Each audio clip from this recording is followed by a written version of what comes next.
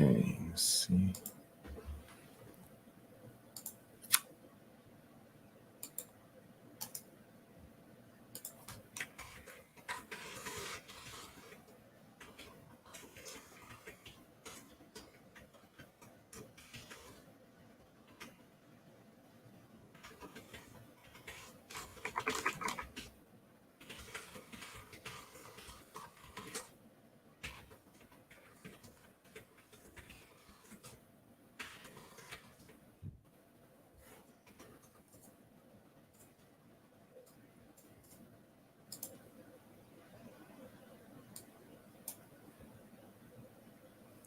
Oh man, that still has the 18th on it.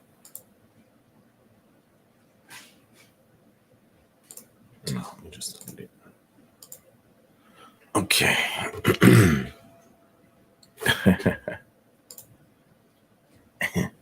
JD said, "Who's this guy on the screen? That's crazy. You funny.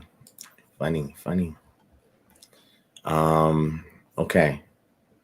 So I know some of y'all came for a Freestyle Friday tonight, but as you can see, it's almost 1 a.m. I was extremely exhausted and tired. I actually tried to take a nap before I went live, and that crept into me getting up a little after midnight. You know what I'm saying?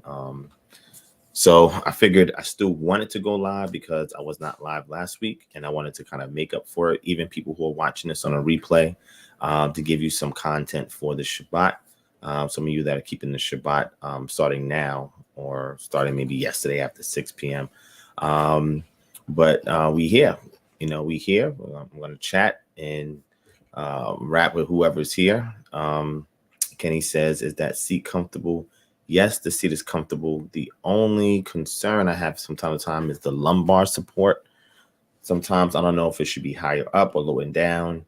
It's a little tricky sometimes, but aside from that, yes, it's extremely comfortable. Matter of fact, it reclines all the way back 180 degrees, and this is where I was taking my nap at. So that way, when I wake up, I can jump right into action. You know what I'm saying? So, yes, it's pretty comfortable. It's pretty comfortable. But I'm going to go ahead and talk to those who are able to be here this morning/late night, and have a nice little session with y'all, and then tap out.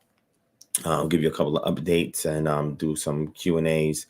And there was a couple of people that talked a lot of smack and claimed that they was going to be here to have a discussion with me, but I don't see none of them in the chat. But hey, they might pop up. You never know. So it is what it is. All right. All right. So I was also going to simultaneously stream this on Clubhouse. I guess I could still do that. They're probably gonna be like, "What is he talking about? What's he looking at?" They ain't gonna know what's going on. Let me see.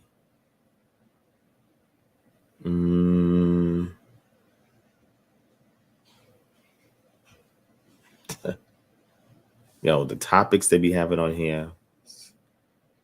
Black Hebrew Israelites rejected Harriet Tubman and Jesus.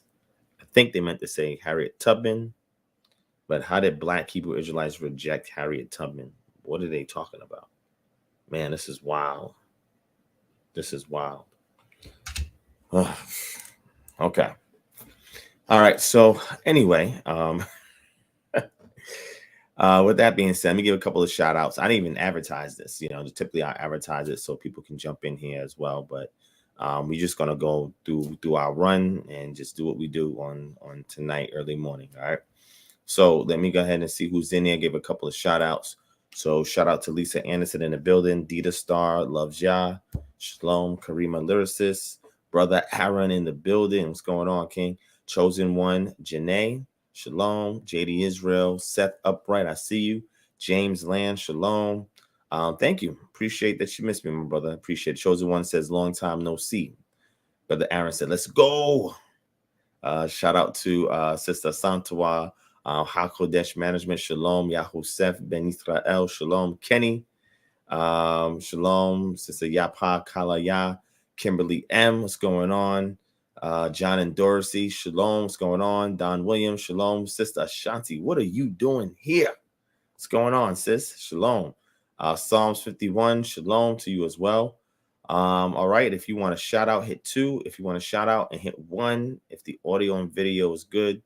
If the audio and video is not good, then hit 3. If it's good, hit 1. If you want to shout out, hit 2. If the audio and video is not good, hit 3. Let me know if there's some buffering, if there's some pixelization, if there's some locking up, freezing, if the audio and video is not in sync, etc. All right, hit 1 if the audio and video is good, hit 3 if it's bad, and hit 2 if you want to shout out. Hopefully you guys was able to follow that.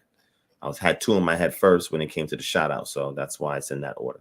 Now I'm saying shout out to Jetson Silencio, shalom. JD Israel, shalom.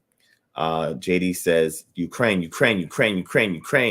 Don't you ignore that, Divine. Yeah, I'm going to ignore it. Because you know what happens when the Ukraine situation is going on? This is what I do.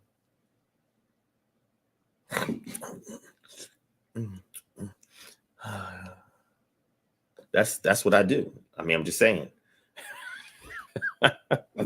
Shout out to J Rod in the building. Jetson Silencio, shalom. Stephen Morris, shalom. What's going on? I see you.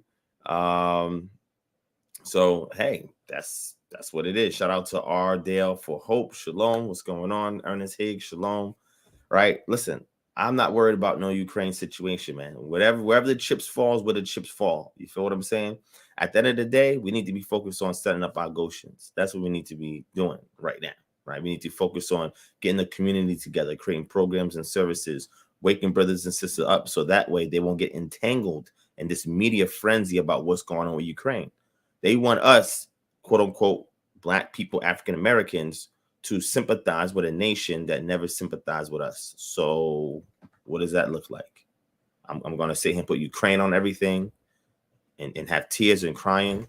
No, that doesn't mean I don't have empathy for what's going on in Ukraine. Of course I do, right? Anytime innocent lives are shed, at the expense of powers that are greater than them and use them as cannon fodder or collateral damage, of course, that's evil and that's wicked.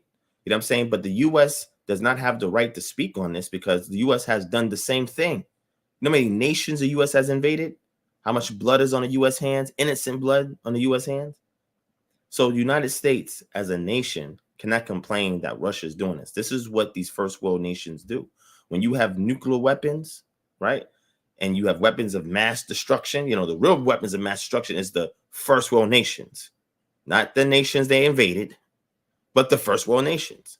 And then they spend billions and billions of dollars on military weapons. The U.S., Russia, China, every other great nation out there has to justify that budget of spending billions of dollars on weapons, military weapons. So what's the best way to test it out?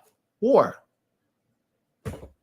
So I'm not going to get into history and the conflict between Ukraine and the U.S., the ex-USSR, Russia, right? It's a whole history on that. They got tons of content on that on YouTube. You guys can check it out if you want to. Just put Russia, Ukraine documentary, and you'll see tons of them come up, right? My main focus is you guys, my people. That stuff does not bother me. It does not faze me, doesn't shake me, right? It's concerning, of course, right? It is the fulfillment of things that have already been prophesied, yes, right? Wars and rumors of wars, right? Those things are going to happen, and they're going to continue to happen until there's a climax. But in the interim, should we be focused on that? No. Why? Why should we be focused on that when we have work to do? While the rest of the world is distracted, we should be working and getting ourselves together. That's the most important thing, right? So that's my position on that right now, right? Like I said, I'm sleeping like a baby with a smile on my face, knowing that that's going on. It's not bothering me, right? It just lets me know that time is getting shorter and I got even more work to do, right? So all praise to the Most High, right? Hey, if you want to pray for Ukraine, great. I just pray for the innocent lives that's being killed over there, right? People who have nothing to do with anything, and they simply trying to lose and kind of do what they do in a normal routine, and they lose their life in the process. That's sad, of course. So I pray for any innocent lives that is taken at the hands of those who are unrighteous, right? But as a nation, they never did nothing for me, for my community, for my struggle, all the oppression and stuff that I face in this country. What have they done for me? They never reached out to me and said, hey, Devon, you need some help or assistance over there? Huh? What? Oh, okay. All right. Well, maybe I'm missing something. If I'm missing something, please let me know. Okay. All right. So let's get back to business. All right. Okay. Let's see. Shout out to my brother Nicholas Gonzalez in the building. I see you. Shalom. LFMN Podcast Network. What's going on? Shalom. Luke 12:51. Shalom. Andre Wavers. Shalom. What's going on? What's going on? Okay. All right. We got the heavy hitters out tonight. All praise to the Most High. I appreciate y'all. I'm surprised y'all still up. It's 1 a.m. But then y'all say, well, Divine, we always up at this time because we watching this show. Yes, I understand. I got you. And I do appreciate that. Typically at this point, we'd be about an hour and a half or some change into the show. But right now we're just getting started. So if you can stay with us, we appreciate that. If you can't stay with us, it's no biggie. We completely understand, right? You can catch this on the replay. However, as you're coming on in, please take this video and share this link everywhere. Take the video and share it everywhere. Hit the thumbs up as you're coming in if you're enjoying it. And if you're brand new, hit that subscribe button and go back and check out the archive of all the content that we have, right? It's phenomenal, okay? All praise to the Most High. So, since we are here, let me go like this. Let's do this. It's a challenge that they be doing with the books, right? We're going like this. What? Huh? Ukraine? Oh, Russia did what? Oh, okay. Man, that's crazy. You know, we always pray for innocent lives being shed, but you know what I'm doing? Getting into this content. This is what we're doing. We working. All right. So,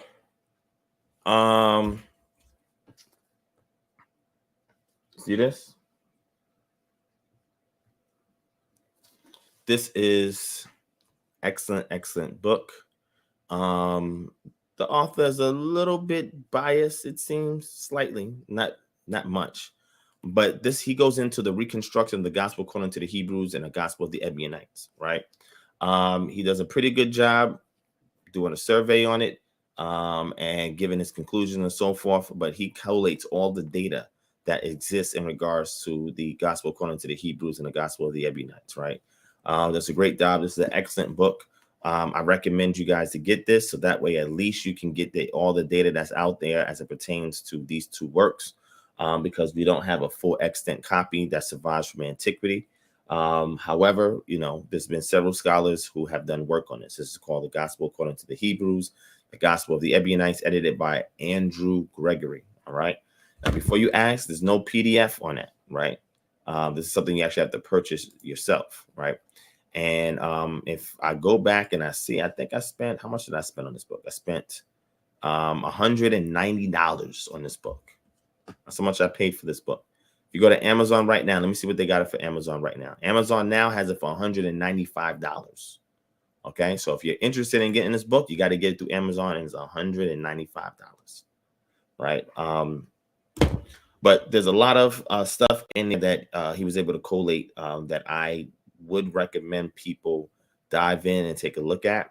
I'm thoroughly familiar with that subject matter. Actually, I used it in my presentation when I was getting at Vocab Malone and James White.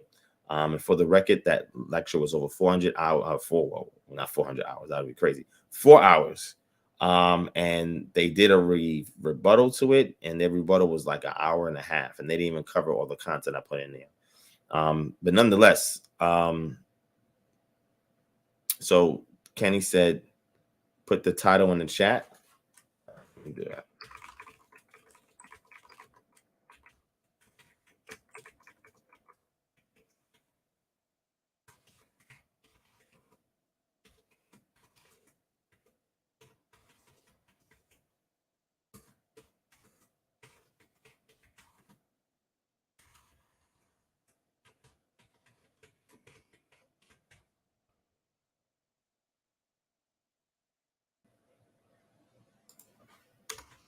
All right, here you go.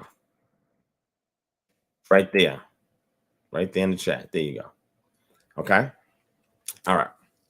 So, yes, I just wanted to showcase that so you could take a look at it. And again, great collation of data, a perusal of all the data that exists in regards to it also did a critical analysis of a lot of the references to the work.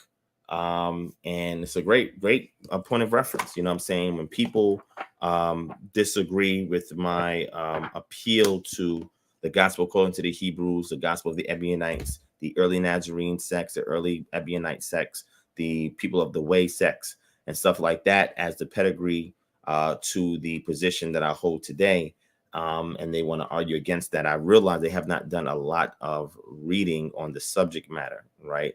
To disagree. You know, you could disagree to disagree, but disagree on what points? What is your major points of contention, right? And I would love to see what the major point of contention is that they have on that. You know what I'm saying?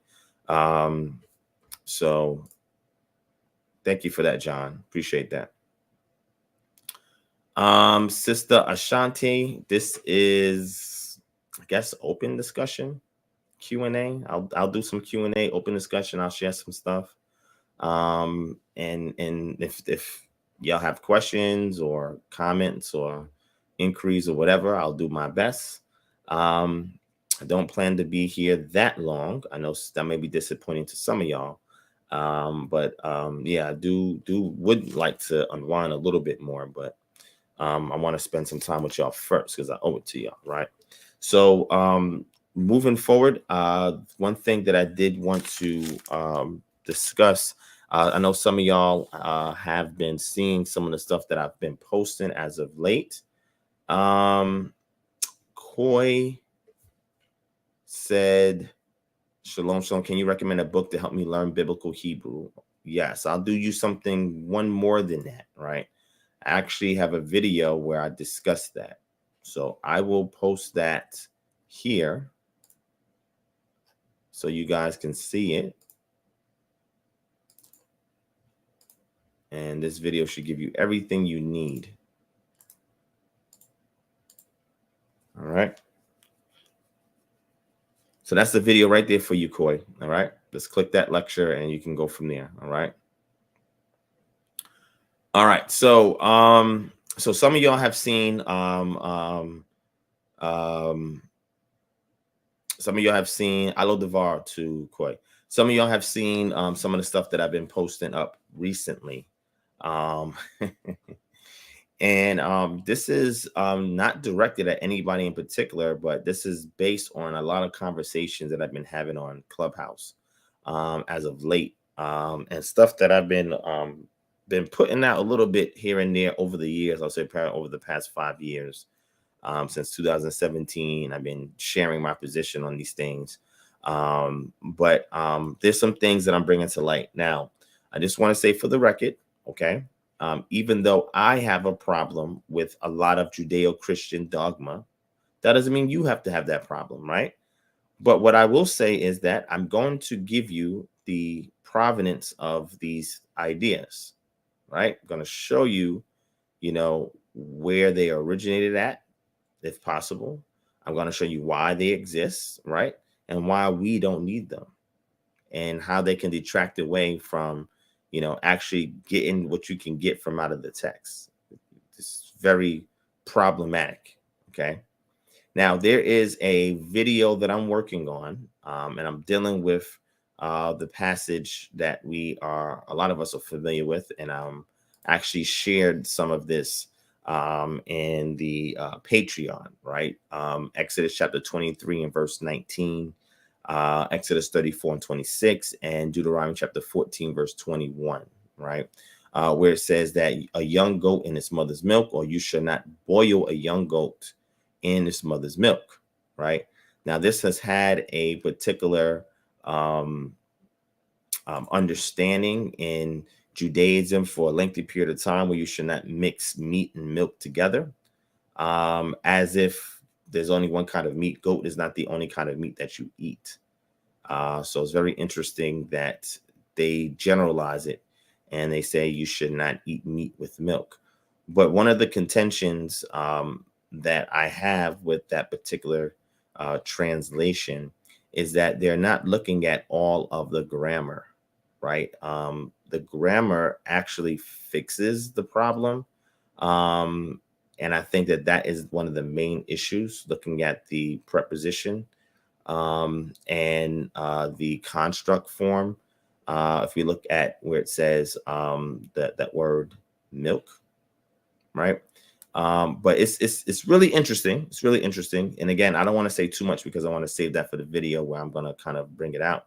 But it's things like that where it says you should eat meat and cheese. Now, for the record, me personally, I try to avoid red meat and dairy as much as I can, right? That's me personally.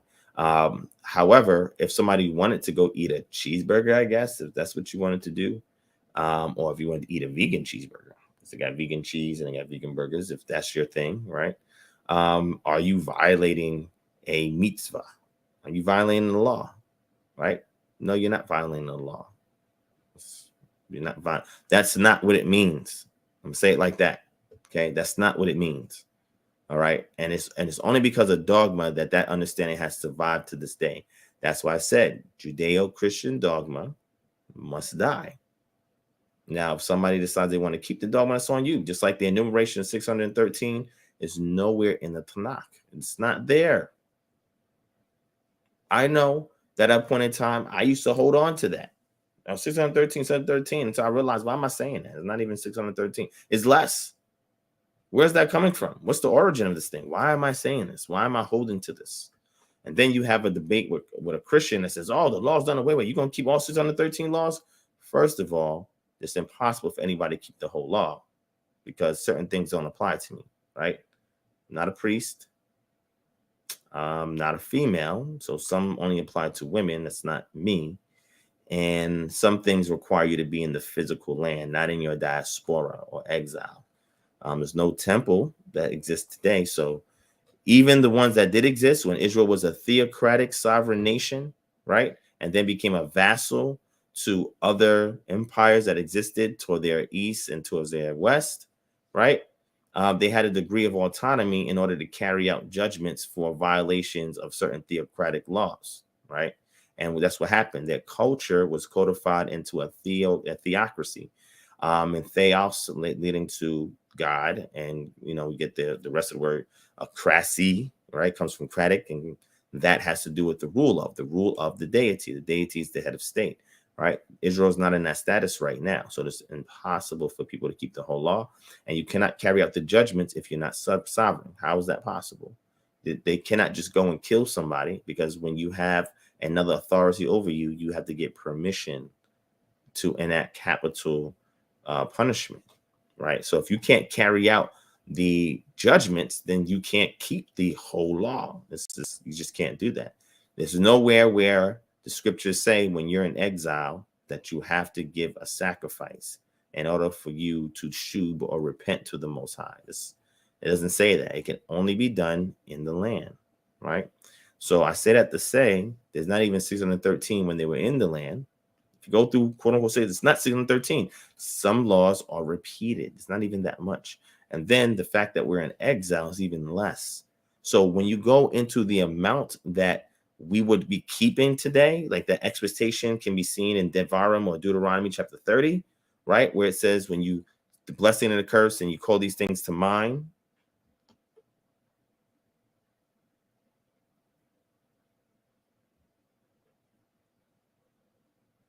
Oh, yes, that is getting close to it. That's getting close to it, right? Yeah, so it has to do with being fully weaned. Now, if you go and you examine goats, right? If you actually see the lifestyle of a goat, people who are experts in raising goats will tell you that a goat should not be weaned before about 30 days, 90 days. If you're trying to really wean it, should actually be drinking milk much longer than that. But it all depends if you're going to do, if the reasoning behind you weaning the goat, right? But yes, if you actually, when we go into that passage and we take a look at it, you'll see it does have to do with weaning the goat from its mother, right? That means as the goat still has a dependency on its mother's milk, you do not remove the goat away from there with the purposes of slaughtering it for food, right? So that's important. Now, If you're dedicating it to the temple, that's different. You can get the goat when it's much younger. But if you're using it for dietary purposes, you cannot slaughter the goat while it is still suckling its mother's milk. Okay. So again, because she posted that, I want to give a little bit more details on that. But again, when I do the video, you guys will see it in more detail and be like, oh, okay, makes sense. Right. So I just wanted to touch on that. But thank you for sharing that, Sister Ashanti. All right. Yes. I'm gonna record it. It's not gonna be lengthy, it's just gonna be a video. I'm gonna try to keep it on the 15 minutes video where I'm gonna go over, my position on that and why I believe it's the strongest position in regards to some of the difficulties. Because one thing that you'll notice when you see that particular phrase in those three passages, it seems random, right? It seems extremely random, right? And the fact that it's emphasized 3 times like that goes to show that there's some importance or some emphasis being placed on it. It's not just there just by accident, okay? And it's not just in those passages by accident, even though it looks random. It's there for a reason. And if you actually understand what it means and then read the entire context of the chapter, it goes hand in hand, right? Okay. Shalom to Hoshea Yahawadah in the building. I see you. Shalom. Zeph, I see you. Shalom. Reginald Roberts, I see you. Shalom. Blessings. Graham, shalom. Hebrew Polymath, shalom. He says, is eating chicken unlawful? Right? Chicken is lawful. Chicken is lawful. Now, this is what I will do, and I've tackled this numerous times in the past, but again, I have no problem. I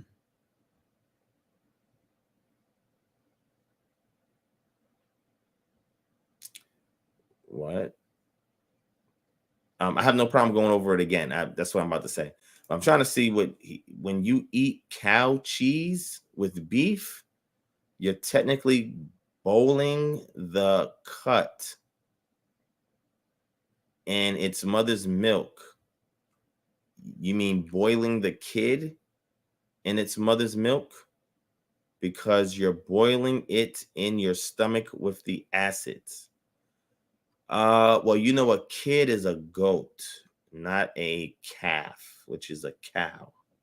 We actually have a passage in the scriptures that mention each one of these animals and something particular about each one of these animals. So I'm not sure what you're saying. You're saying you're boiling it in your stomach. So you're saying that your stomach acids, which has to be of a pH of about 1.5, your stomach acids is boiling cow cheese and beef. Well, isn't it boiling everything?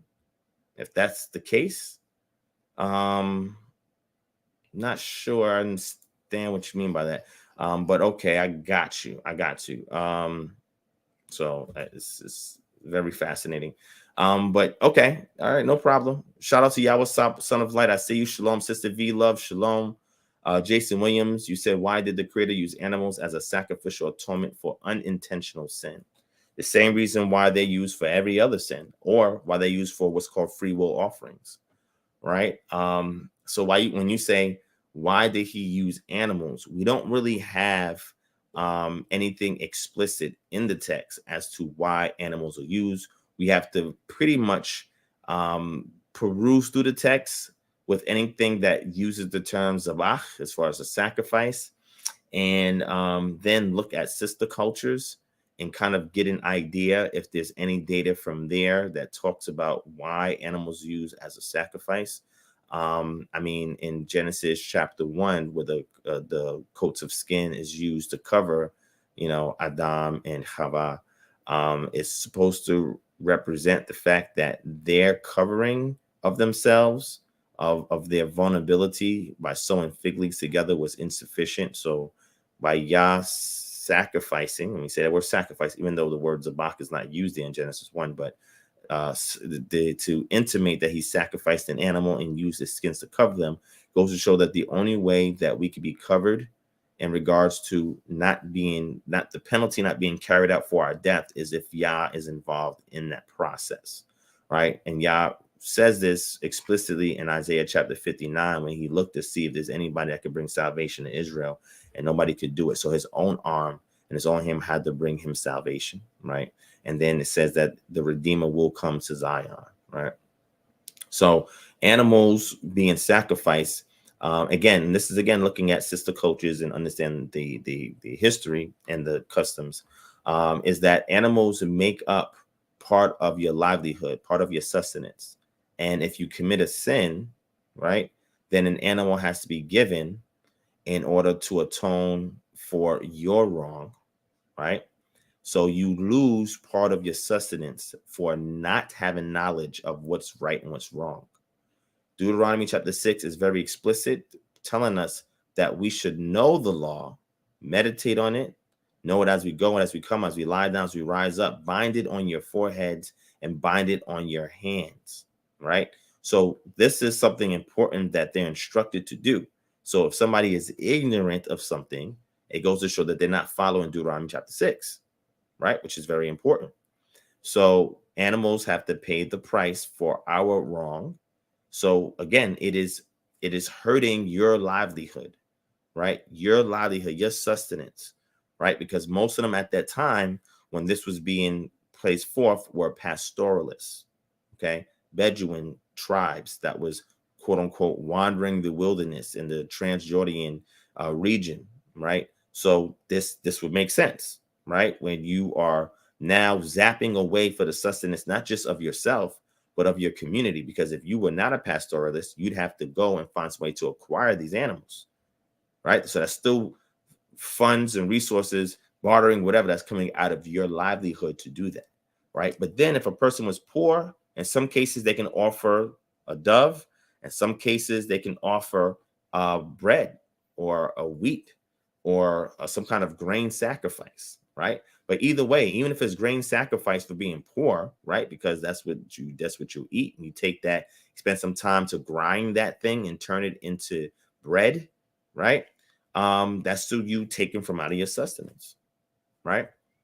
So again, for unintentional sins, it goes to show that ignorance is not accepted. You're not allowed to be ignorant of the law. You're just not. All right. All right.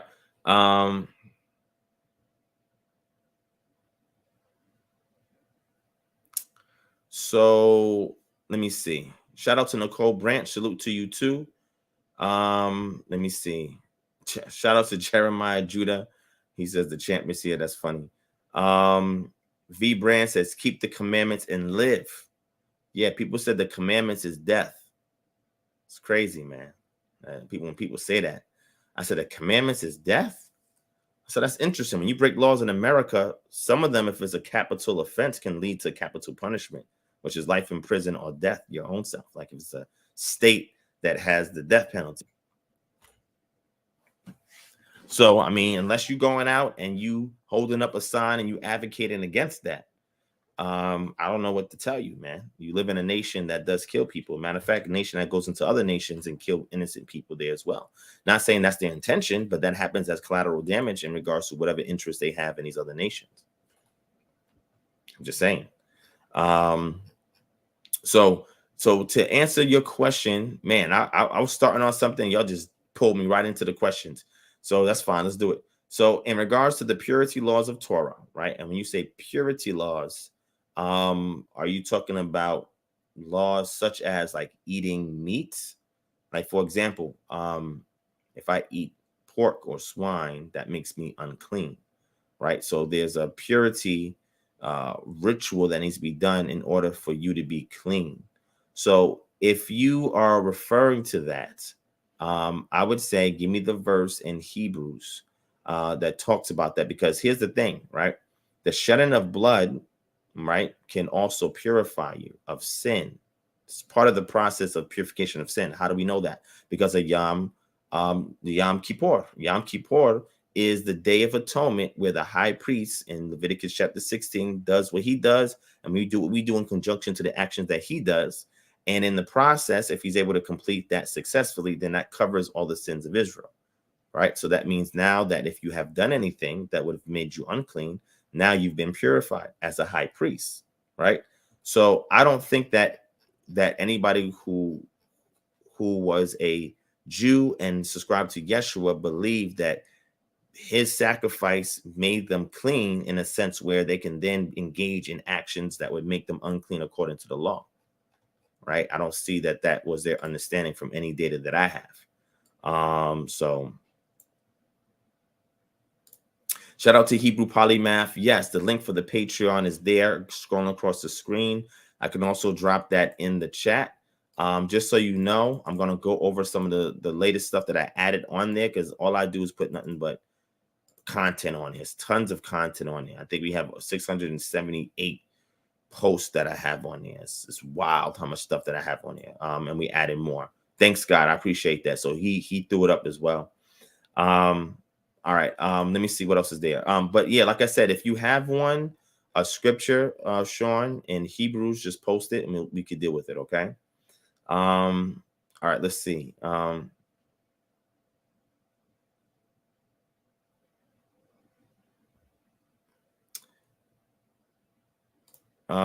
For what I desire is mercy, not sacrifices, knowledge of God more than burnt offerings. Well, the same thing is said in Psalm 40 and Psalm 51, right? David says the same thing, that the Most High does not desire sacrifice, right? So sacrifice. So in regards to desiring sacrifice, that was never the Most High's initial plan. And we see that by going back to Eden, right? The Garden of Eden, right? Or Eden, right? We see that animals are not eaten in Eden. Animals are not being butchered or sacrificed in Eden. That was never the Most High's initial plan with man, right? So, but it's been put in place in order for man to have some sort of penalty when they do fall short, right? So it's taxing your sustenance. Sin is costly, right?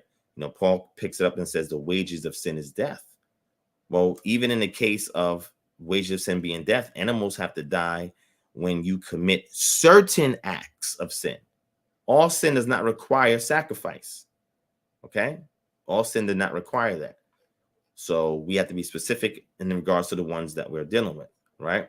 Lawrence J, yes, that will also be part of a bartering system as well, right? Kenny Savage, he says Christianity and critical thinking does not mix. In some cases, you're right, it doesn't. In some cases, it does. What do you mean in some cases it does? A lot of the scholars that I read are Christians. Not all of them, but a lot of them are Christians, and they do make sense. But the thing is that their form of Christianity and the way they see things is not really the popular way. So unfortunately, people are not paying attention. For example, John H. Walton is somebody I mention all the time. He's a Christian, right? But he orients Christians back to understanding Israelite culture before they can even start reading the New Testament, right? So the problem is that they don't know how to harmonize things. So, okay. So Andre, going back to eating the chicken. All right. So let's do this, right? Let me pull something up for you. Okay.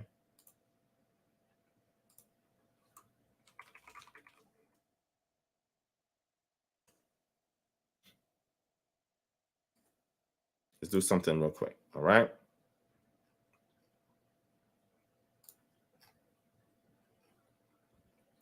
Let me pull something up real quick. Okay. Let's take a look. I want to get here. There we go. Let me pull this up for y'all real quick. Okay.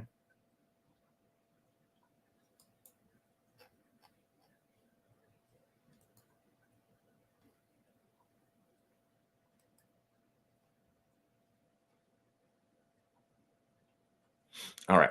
I want to show you something on my screen real quick. Yes, Sean, you say Hebrews 10. Which scripture in particular? Let me know.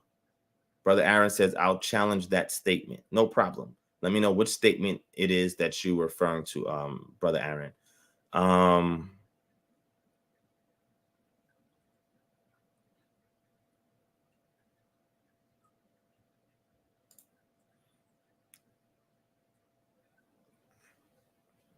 Okay. True all day. I see you. Okay. No problem.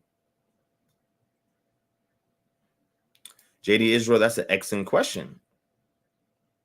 That because we know the law is going to come back forth from Mount Zion in the end times. And the Levitical priests, as we see in Isaiah chapter 66, will be restored, right? The priesthood will be restored. So that's very interesting. And I will say is that it's the way people see that. People don't understand what happened to the Mashiach and what was his purpose. I think there's some short-sightedness in regards to that. So going back to chicken, let me show this on my screen real quick. All right. Now there's two passages in scripture where some translators translate the word as chicken, poultry, fowl, etc. But as you can see in the Hebrew, the word zippor, which just literally means a bird, you know, what we call masculine, and Zipporah is a feminine bird, right? You see where they translate it in a particular passage as poultry or chicken. It's very interesting. Now, if that translation is faithful, which you'd have to look at surrounding data in order to translate this as chicken, if that's true, then you'll see the handling of this thing would not be the case if it was something that was unclean, right? So let's get into the passages. Let me see this real quick. All right. Oh yeah, definitely. Like I said, there are a lot of Christians that are critical thinkers, and that do understand. Like I can have a conversation with them, right, and we'll agree on almost 80% of stuff, and then it'll get to a small point about anywhere from 10 to a 5% margin of difference that we disagree. But that's not the majority of Christians I bump into, right? That's the special ones like Brother Aaron and others that I encounter, right? The majority of them, they're just not discipled enough to understand the stuff that we talk about, right? So a lot of times, and those of you who've watched me, yeah, that's correct, Sister Shan.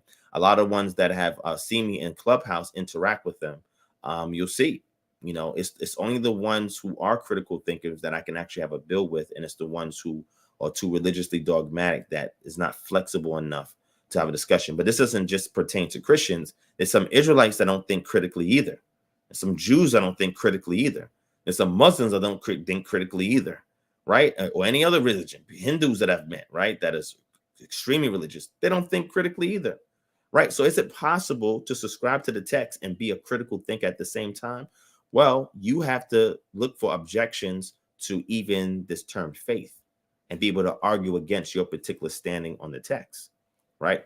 The more objective you can look at the text without it taken away from your subjective stance will showcase how critical you are in analyzing your particular walk, the things contained therein to the text. Because with me, the text is not everything about Israelite culture. It's just one portion of it. It's the immaterial part of Israelite culture that have survived through the ages. But there's also the material part of the culture that has to be factored in, right? That's important to holistically make up the culture, right?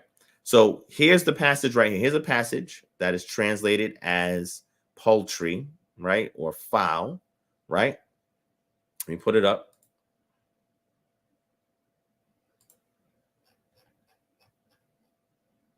Let me show it on. Let me make the screen bigger. All right.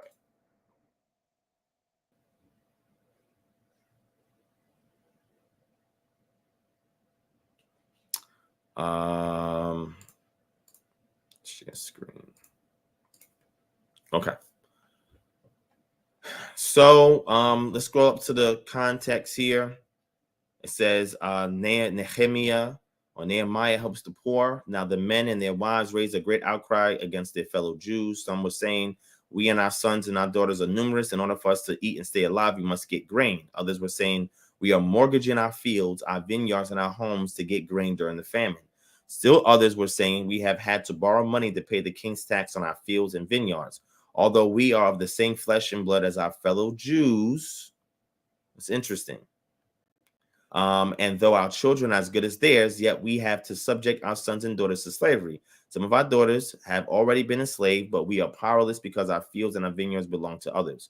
When I heard their outcry, this is Nehemiah, and their charges, I was very angry. I pondered them in my mind and then accused the nobles and officials. I told them, you are charging your own people interest? So I called together a large meeting to deal with them and said, as far as possible, we have brought back our fellow Jews who were sold to the Gentiles. Now you are telling your own people only for them to be sold back to us. They kept quiet because they could not find nothing to say. So I continue. What are you doing? What you are doing is not right. Shouldn't you walk in fear of our God to avoid the reproach of our Gentile enemies? I and my brothers and my men are also lending the people money and grain, but let us stop charging interest. Give back to them immediately their fields, vineyards, olive groves, and houses, and also the interest you are charging them. 1% of the money, grain, new wine, and olive oil, right? Verse 12. We will bring it back, they said, and we will not demand anything more from them. We will do as you say. Then I summoned the priests and made the nobles and officials take an oath to do what they had promised. I also shook out the folds of my robe and said, in this way, may God shake out of their house and possessions anyone who does not keep this promise. So may such a person be shaken out and emptied. At this, the whole assembly said, Amen, and praised the Most High. And the people did as they had promised. Verse 14. Moreover, from the 20th year of King Artaxerxes, when I was appointed to be their governor in the land of Judah until his 32nd year, 12 years, neither I nor my brothers ate the food allotted to the governor. But the earlier governors, those preceding me, placed a heavy burden on people and took 40 shekels of silver from them in addition to food and wine. Their assistants also lorded it over the people. But out of reverence for God, I did not act like that. Instead, I devoted myself to the work on this wall. All my men were assembled there for the work. We did not acquire any land. Furthermore, 150 Jews and officials ate at my table, as well as those who came to us from the surrounding nations. Each day, 1 ox, 6 choice sheep, and some poultry were prepared for me, and every 10 days an abundant supply of wine and of all kinds. In spite of all this, I never demanded the food allotted to the governor because the demands were heavy on the people. Remember me with favor, my God, for all I have done for these people. Right? So here we have the NIV, and verse 18 says, each day. Now, what is this? Right? This is the eating at the table, food. Each day, 1 ox, 6 choice sheep, and some poultry. Right? Poultry. Some translations translate this as chicken. However, the Hebrew word there is zippor, and zippor means a bird. So what was the translational theory behind translating this from zippor for bird to chicken or poultry? It's very interesting. The other place where we see this is in the book of Matthew, where there's another translation, right? But I'm going to show something else in 1 second. All right. Shout out to Kenny for the donation. Thank you so much, Kenny. I appreciate that. So let's get to the other verse that translates this. And again, I'm going to show some data to you as well. So this is Matthew chapter 23. We have a translation that uses the term chicks or chicken, right? So let me show this real quick.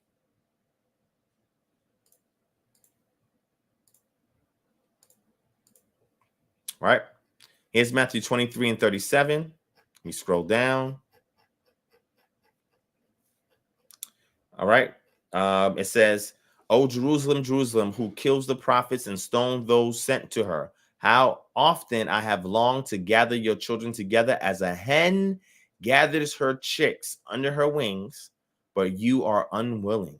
Look, your house is left to you desolate. For I tell you that you will not see me again until you say, blessed is he who comes in the name of the Lord." Okay. So we see the term hen and chicks here. Very interesting, right? So typically you don't see Yeshua make references himself to any quote unquote unclean dietary items. Okay. So the argument can be made, the fact that he references a hen and chicks, right? If this is the best translation for it, he would not have referenced something that was unclean, right? So this is just some arguments from the text itself, depending on how it stands based on the translation, right? So in regards to chicken, now let's go look at chicken. I'm going to give you some references in chicken.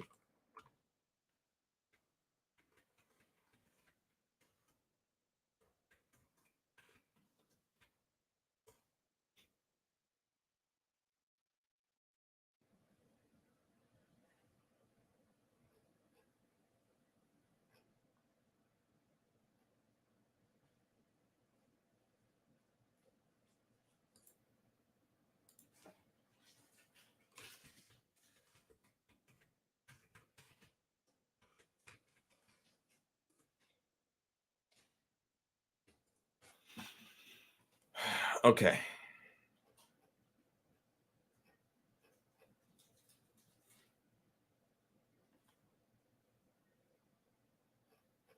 Let me see if I could find it for you real quick. Grab it.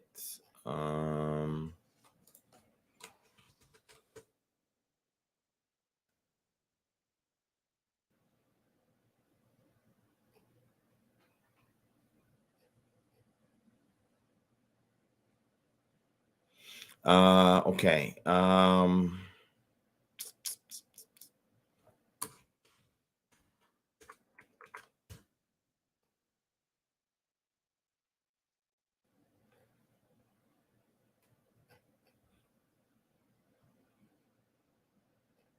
All right. So what I'm pulling out for you is references in the Talmud that talks about chicken, eating chicken, etc. Right? Because it's in the Talmud, right? Well, if this was a traditional understanding that chicken was unclean, then it would not even show up anywhere in the Talmud or show up anywhere in the Mishrahic writings of Jews or in Judaism, right? So midrash, as you know, midrash is the seeking out or the extraction of the author's intent of the text, right? And seeing what that meaning is before it can be applied, right? So it's similar to exegesis in Christianity, all right? So the point that I'm making here is from the reference of the Talmud and rabbinic literature on top of what we see in the scriptures and what we find in archaeology, right? So what I want you to do, if you want to see the several references of eating chicken in the Talmud and other Mishrahic writings, right? You want to go here. I'm going to show it to you on the screen, and I'm going to show you what to type, right? This is from Safaria.org. You want to type chicken and eat. It's going to give you stuff from the Talmud, 7 references, the Halakha, 6 references, from the Responsa, 2 references, 2 general references, 2 Mishnah commentaries, and a Talmud commentary, right? So it gives you 37 references for eating chicken, and none of them say that chicken is unclean, okay? Just want to make sure that you understand that for reference, okay? All right, so let's go to the next source, okay?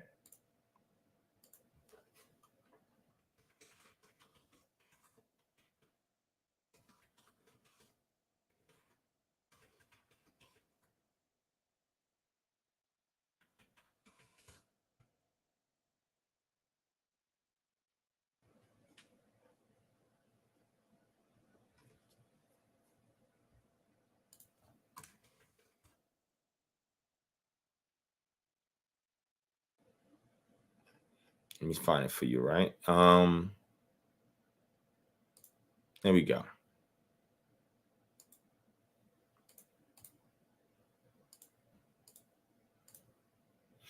All right, this is from Haaretz magazine. Let me zoom in. All right, ancient Israelites first to eat chickens rather than make them fight. Chickens had begun to spread from Asia to the Near East thousands of years ago, but they were a spectator sport, not a food, right? So let me go ahead and show you, bring it down. Here's a cooking pot with chicken bones inside found at Maresha, right? Which is which was produced by the archaeology department at the University of Haifa, right? So let's take a look, right? Chickens may have evolved in Southeast Asia because that's where they're native to, where first domesticated there, but their economic exploitation apparently began in ancient Israel. Piles of chicken bones discovered at the archaeological site of Tel Maresha, dating back to around 2200 to 2400 years ago, are the earliest known evidence of concentrated economic exploitation of the fowl, says a Haifa University archaeology team. That's as opposed to pitting roosters against each other for fun. Cockfighting apparently began earlier in Asia, well over 8,000 years ago, says the team. Then chickens began to reach the Levant about 5,000 years ago, but the idea of eating the things rather than watching them savage one another apparently took a long time to sink in.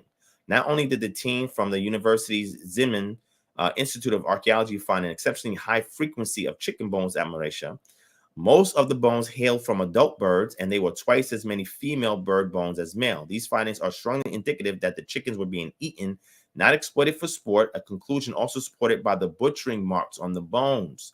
Doctoral student Lee Perry-Gao speculates that as the chicken was domesticated for consumption rather than sport or worship, It underwent breeding to become more docile. Chickens' remains were found at other archaeological sites dating from the Hellenistic period, the 4th to 2nd century BCE, around Israel. But they were a rarity. At Bereishit, they constitute about 29% of animal remains found. And at other sites, the proportion ranged from 1% to 13%.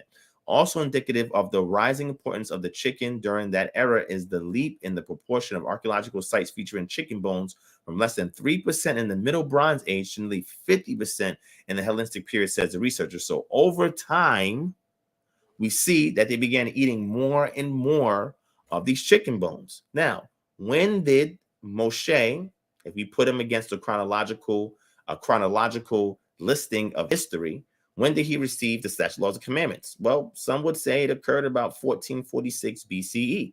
That's the standard timeline that's here in Judeo-Christianity, that I also subscribe to that same timeline. And by 1406 to 1400, Joshua had took them over the Jordan River into Jericho, right? But nonetheless, that would be the late Bronze Age period, right? So the Israelites are not even in Canaan at that time. Well, it just so happens that by the time that they come into Canaan, that the increase in chicken bones showing butchering marks and being more female than male started to arise in a lot of the polities in which they established and cities in which they live. That's very fascinating. You typically won't have that if that was not something that they deemed to be clean. Okay, that's important to know. Okay, and y'all can go back and read this article yourself. I'll copy and paste it in the chat so you can read it. Shalom, shalom. Some other query in the building. I see you. Shalom. All right. So it goes on in more and more information. You can see, right? Let me see if I can find the other point in here.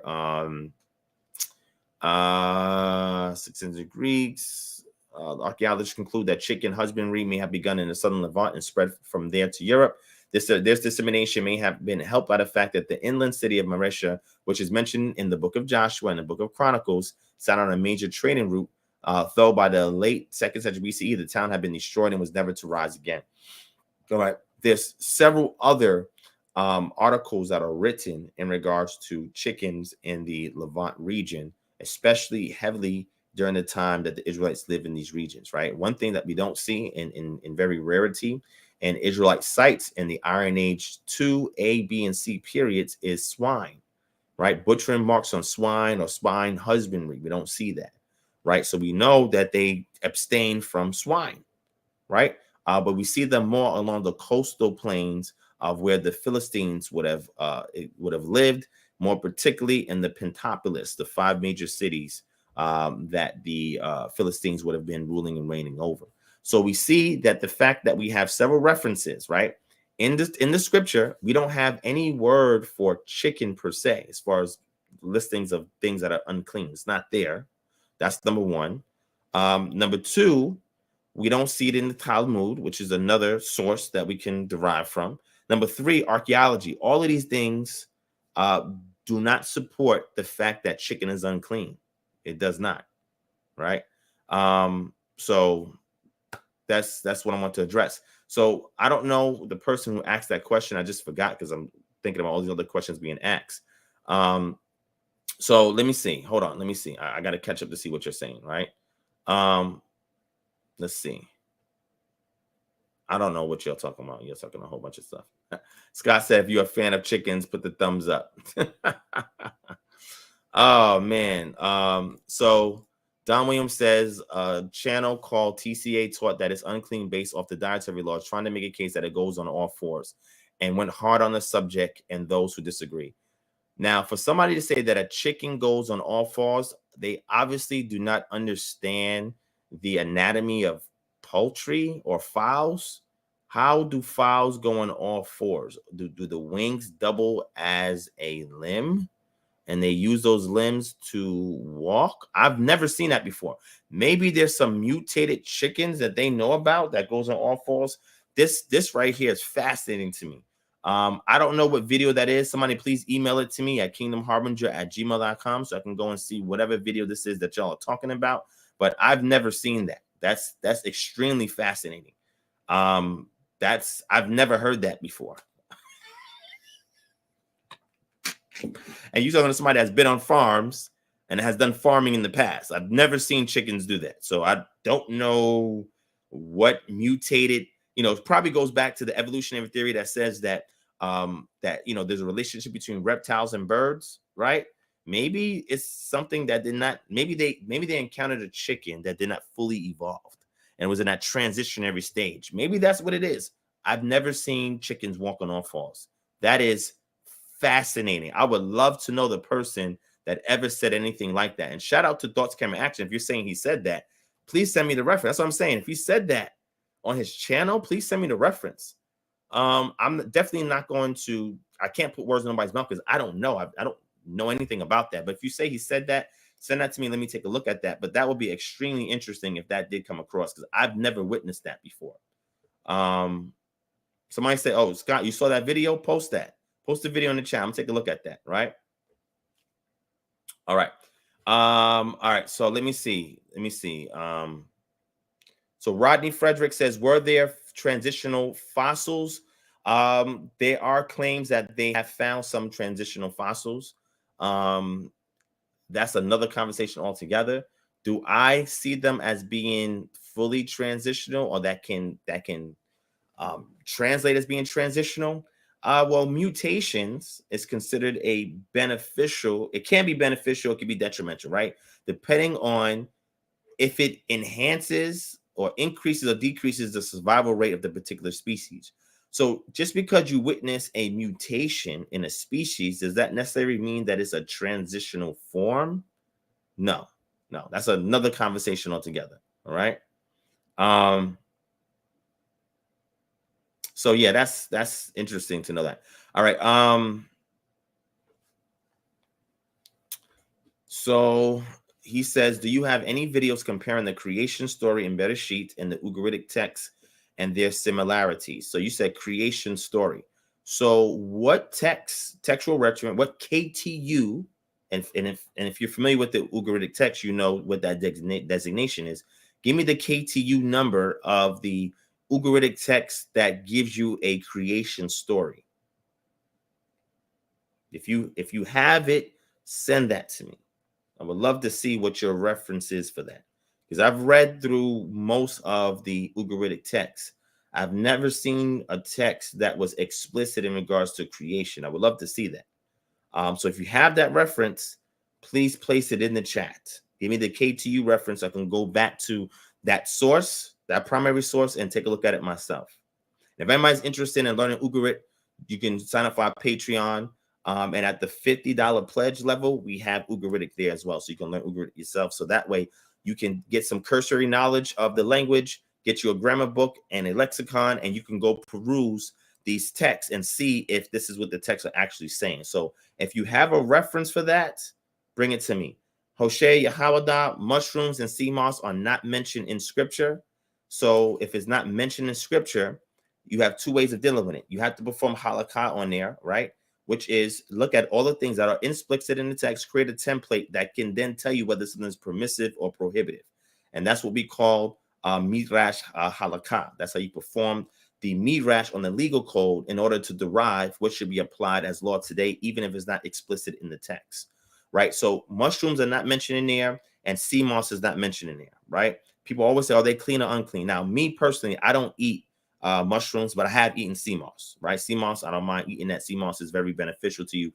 And mushrooms, I don't eat mushrooms, but I do take it as a dietary supplement, right? Because it's a natural adjuvant, right? And it helps boost your T cell count and the efficacy of the chemokines and cytokines that are utilized and the interleukins that are utilized in the process of responding to an adverse antigen that enters into the body.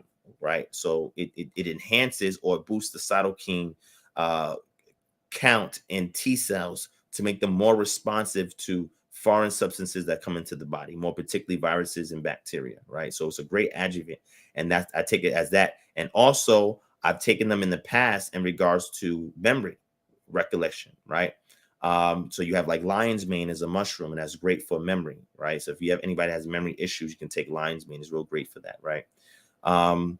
So reishi mushroom is also good for a natural adjuvant, right? To boost your T cell count and the efficacy of your T cells and, orchestrating a battle against, future invasions of bacteria and viruses, right? So mushrooms, I don't eat mushrooms because I just don't like them, but dietary supplement, I take them. Now, there's certain principles that people try to establish in order to say whether or not they are clean or unclean. For example, people go back to Genesis where he says that I've given you every seed-bearing plant for food. And people say, hey, mushrooms don't bear seeds, right? So he said, oh, so therefore it's unclean. Well, if mushrooms were known in that capacity to the children of Israel at that time, it would have been referenced. If sea moss, which doesn't grow naturally in that region, was known to them, they would reference it. It did not. They're only dealing with things that they had firsthand interaction with. Now, in order to judge other things outside of that immediate Levantine environment, you'd have to create a template based on the things that are permissible, look at its attributes and characteristics, and then apply that to things that is outside the consensus that's laid down in the text, as opposed, to the things that are permitted and prohibited. I don't like the term clean and unclean. Permissive and prohibited is more cultural. Clean and unclean is more religious. I don't really like that, right? So I agree. He did because he was a Pharisee. So you're absolutely correct on that. So let me see. So is chicken mentioned in the clean food law? No, chicken is not mentioned there. Chicken, if somebody says chicken is mentioned here, show me where it says chicken. If somebody does make that argument, show me where it says chicken. Show that to me. I would love to see it. All right. All right. JD Israel, yes, Israelites did drink milk. They drank milk. So let me give you scripture on that.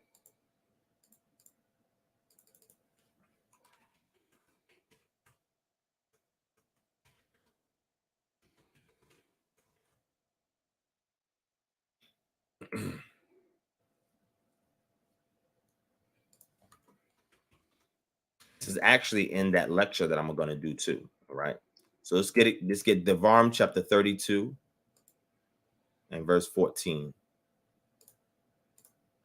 Deuteronomy chapter.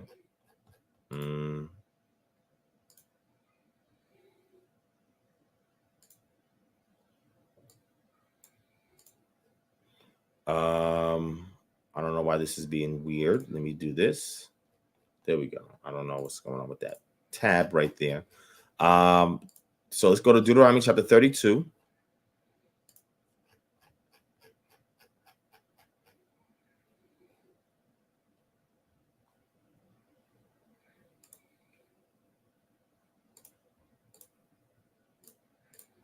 All right. So Deuteronomy chapter 32. Let's go to verse 9. But the Lord's portion is his people. Jacob his allotted heritage. Now this is the rest of this is talking about is the Most High in Israel.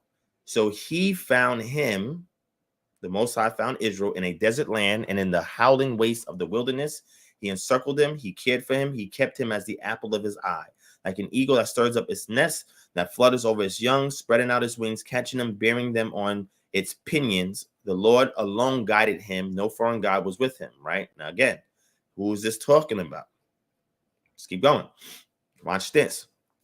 He made him ride on the high places of the land, and he ate the produce of the field, and he suckled him with the honey out of the rock and oil out of the flinty rock, curds from the herd and milk from the flock, with fat of lambs, rams of Bashan and goats, with the very finest of the wheat, and you drank foaming wine made from the blood of the grapes. But Jeshurun is another word, an appellation for Israel.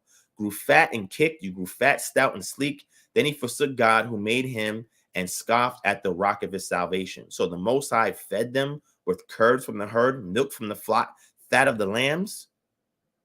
So it's permitted, like the Most High is responsible for giving them the choices of milk from these animals. So milk was a part of their diet. Matter of fact, they probably drank milk more than anything else, with the exception of water, right? And a lot of times milk also was a source of their dietary fat. So goat milk has more fat than cow milk. Sheep milk has more fat than goat milk. And again, I'm gonna get into all of this when I do this section on that, understanding what curdling is, right? Where that's one of the beginning stages of making cheese, right? And how the fermentation is necessary to get curdling. You can add vinegar to milk to begin that curdling process, right? And other things you can add as well. And then you have milk, then you have fat. Well, in Hebrew, the word milk and fat is the same trilateral root. One is kalab, one is kaleb. They're the same trilateral root. The only differentiation is the diacritic marks, right? This is the same thing we have in English where we have homophones. We have words that sound the same but have different meanings, right? All right. So that's a reference for milk. There's tons of reference for milk. They drank milk. This is what they did. They drank milk, right? They drank milk more than they ate meat. They didn't eat meat every day, like a lot of us do for our source of protein.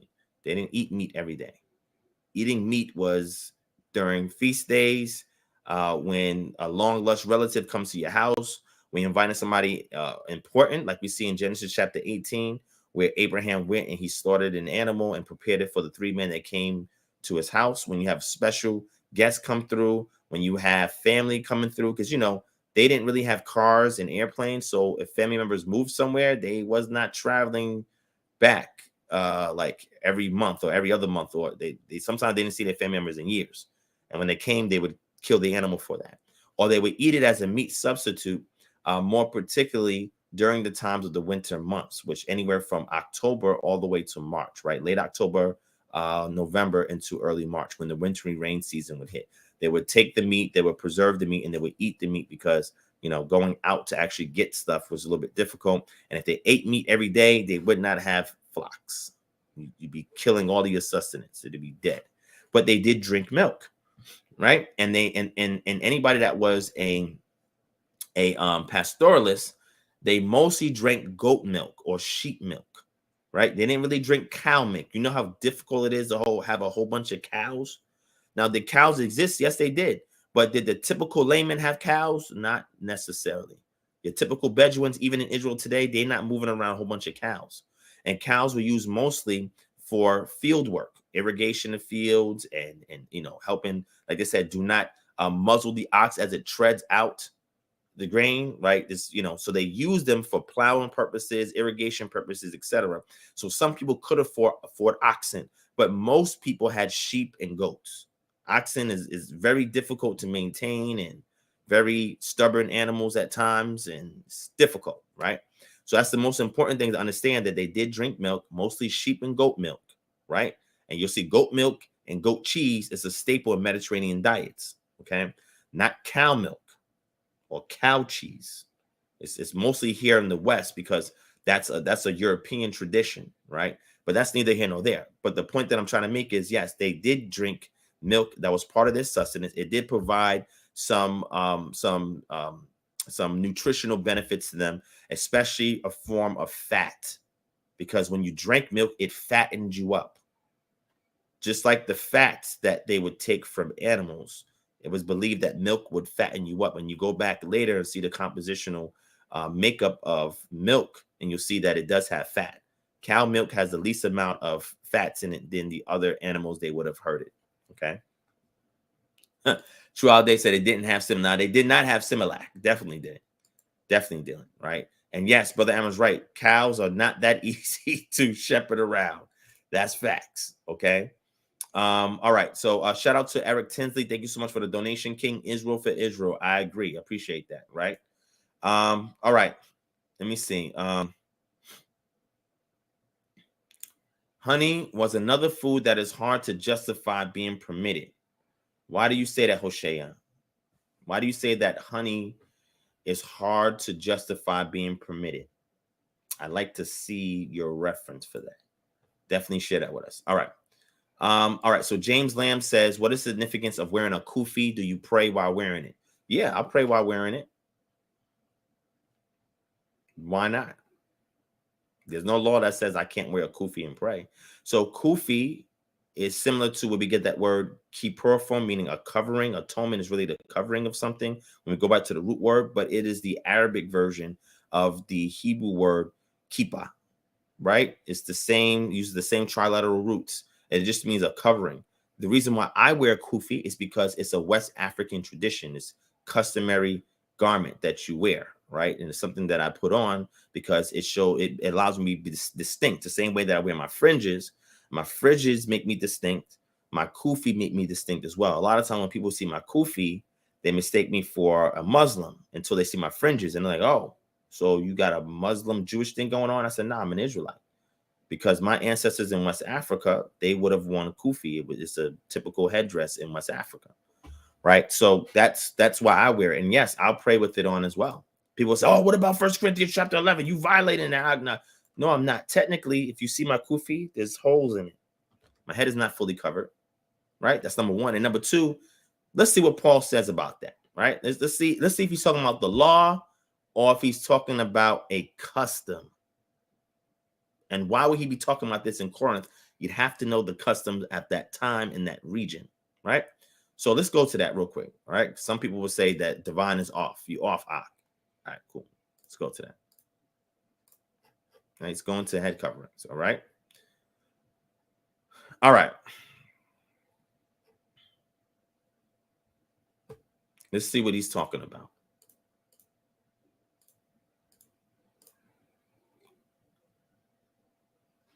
1 Corinthians chapter 2, now I commend you for remembering me in everything and for maintaining traditions.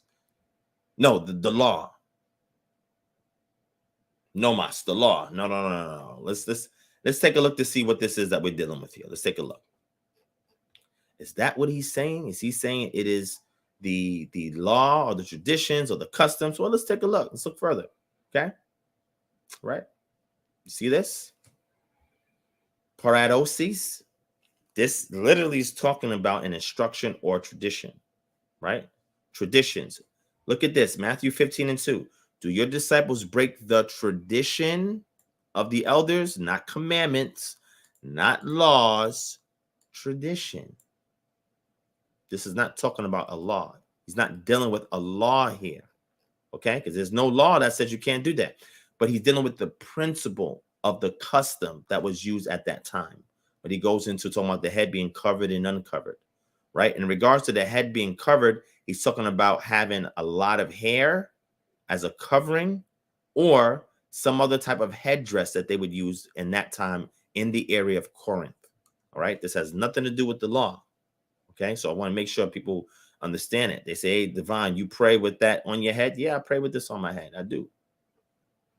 Now, unless you can show me that this is breaking the law, something like that, then I'm going to continue to do that. Show it to me. Okay. Oh, yeah, JD, Israel's been happening for a long time. People have been banging in regards to coverings. People ask me all the time about me wearing a kufi, but it's all good. It's all good. So Is-ChiTown-Rael says a man isn't to cover his head while praying. Yahushua is his covering. Okay. So did we just see what Paul was addressing? Was he addressing a tradition and giving some insight into the tradition that they would use? Because remember, the ecclesia at Corinth had a lot of issues and they were sending him letters and he was responding back, right? So he was addressing a particular instruction or tradition that dealt with head coverings, but that was never a law. So you're not breaking the law by wearing a head covering. I don't live in Corinth. I'm not wearing their headdresses that they wear at that day. He's not writing that to me. He's writing that to that group and what they were dealing with in dealing with the principle in which it symbolized. So that you know that we're talking about symbols, let's see if that's in the text itself. Let's take a look at it. Let's go 1 Corinthians chapter 11, and let's see what he says, right? So if we're talking about signs or symbols, let's take a look, all right? Let me pull it up.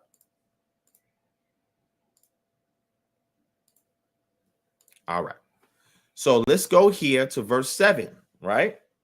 It says, a man ought not to cover his head, for he is the image and glory of God, but the woman is the glory of the man. For man did not come from woman, but woman from man. Neither was man created for woman, but woman for man. But let me jump up a little further. Verse 6, if a woman does not cover her head, she should have her hair cut off. And if it is shameful for a woman to have her hair cut off, if it's shameful, listen to the language that's being used there. This is important. To have her hair cut off or shaved off, she should cover her head, right? Verse 5, and every woman who prays or prophecies with her head uncovered dishonors her head, for it is just as if her head was shaved. Let's jump down to verse 10. For this reason, a woman ought to have a sign of authority on her head. You see this? Look, check it out. You see this? This little A here? This is your footnote. You have this in critical edition Bibles. Or have authority over, it says, right? Sign authority. But check this out. Let's go here. Let me show you something. Let's go into this, right? One of my favorite Bibles, the Net Bible. Netbible.org has thousands of footnotes, man. Thousands of footnotes. One of my favorite Bibles ever. So if you want to know my top 5 Bibles, I'm going to do a video on my top 5 Bibles. This is one of my top 5 Bibles, okay? So let's look into this, right? Let's go to 1 Corinthians chapter 11, okay?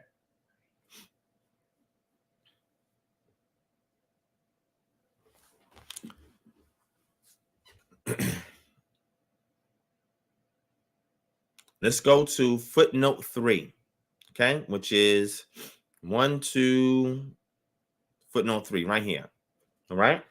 Verse 9, neither was man created for the woman, for the sake of the woman. So make it a little bit bigger. All right. I know it's small, but this is big as I can get it. Neither was man created for the sake of woman, but woman for man. 10, for this reason, a woman should have a symbol of authority on her head. Symbol of authority on her head because of the angels. Now, let's go to the footnote there for 3. Paul does not use a word specifying what type of covering is meant, a veil, a hat, etc. The Greek word he uses here, exousia, translated symbol of authority, could be 1, a figure of speech that may substitute the result, the right to participate in worship, for the appropriate appearance that makes it possible, the covered head, or 2, it refers to the outward symbol having the head covered as representing the inward attitude that women is to possess, a deference to male leadership in the church. Do y'all see what that note says? So when y'all make this literal, make it a law, you're not understanding what's going on there. If you get any exegetical commentary on 1 Corinthians chapter 11, it agrees with this. This is the consensus. So question I have for y'all, were they talking about kufis? If they talking about kufis, you know that cognate exists in Hebrew. Show it to me. Let's work. Yes, so Shan, they also wore what we call a veil on their head. We see that with Tamar. And the reason for the veil is so that the woman can stay anonymous because prostitution was shameful in that culture. So they wore the veil so that way the man will not be able to identify her as she is doing her duty with him, right? So when people saw veiled women in public, they knew they were prostitutes. Just like today, I can't say that today no more because the way we look at women on IG, I can't tell who's offering sex or who's just dressing sexy. It's hard to tell, right? And then some women get mad with men approaching them about sex, but they're looking at all these lustful pictures you have on IG. I mean, what do you think they're going to be thinking? Oh, she has a great mind. You think a guy's like, oh, she has a great mind. No, they're going to be simps and cater to you, right? If you're saying something that's important because they like the way you look. Okay? Just keep it a buck. All right? Yes, you want the link for the Net Bible? I got you. We're going to put it on. It's on deck. Here it is right here. This is the online. The online is better. They have an actual book, but the book is outdated, right? The online Net Bible, they continuously update the notes on there, right? All right. So anyway, so the thing I'm saying is, right, like Sister Shan said, people dress a certain way, and you would know who's who in society based on how people dress. So even though what the woman was doing was shameful, there was a degree of dignity in the process, and that dignity was to keep things anonymous so that the man wouldn't identify the woman, and therefore she won't bring shame upon her family.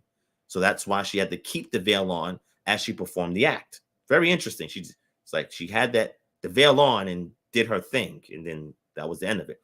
That's why Judah did not know it was Tamar that he was having sex with, because she veiled herself. This is what they did. There was honor in dishonor. Honor even in dishonor, right? So here's my question. Show me where kufi is mentioned in 1 Corinthians chapter 11. Show me where they wore the kufi in Corinth. I would love to see this. Somebody give me some kind of evidence on this. I would love to see this, all right? Please show me. Jason Williams, we plan to have a chapter set up in Toronto. There's brothers and sisters that are out there in Toronto. I don't know of any Israelite temples or synagogues. I don't know what you're talking about. I know some Jewish synagogues is out there, but ones that's from our community, I don't know any out there. I just know at least maybe 10 to 15 brothers and sisters that follow KHM that are out there, and we're coming to set up a chapter in Toronto because they're there. Okay. All right. So let me see what else is going on here. I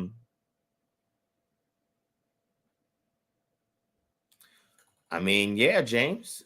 Yeah, it is what it is. There you go, sis. Thank you. Thank you. If you guys don't know what the Lex Julia Adulteris laws are, then just type it in and look it up for yourself. All right. So, Sister Asantewaa, praying over your food before, after you eat. All right. So let's go into scripture about that. Okay. Let's go into scripture about that. All right.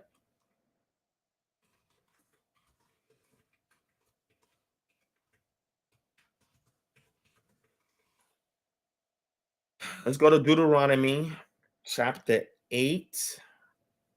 Deuteronomy chapter 8.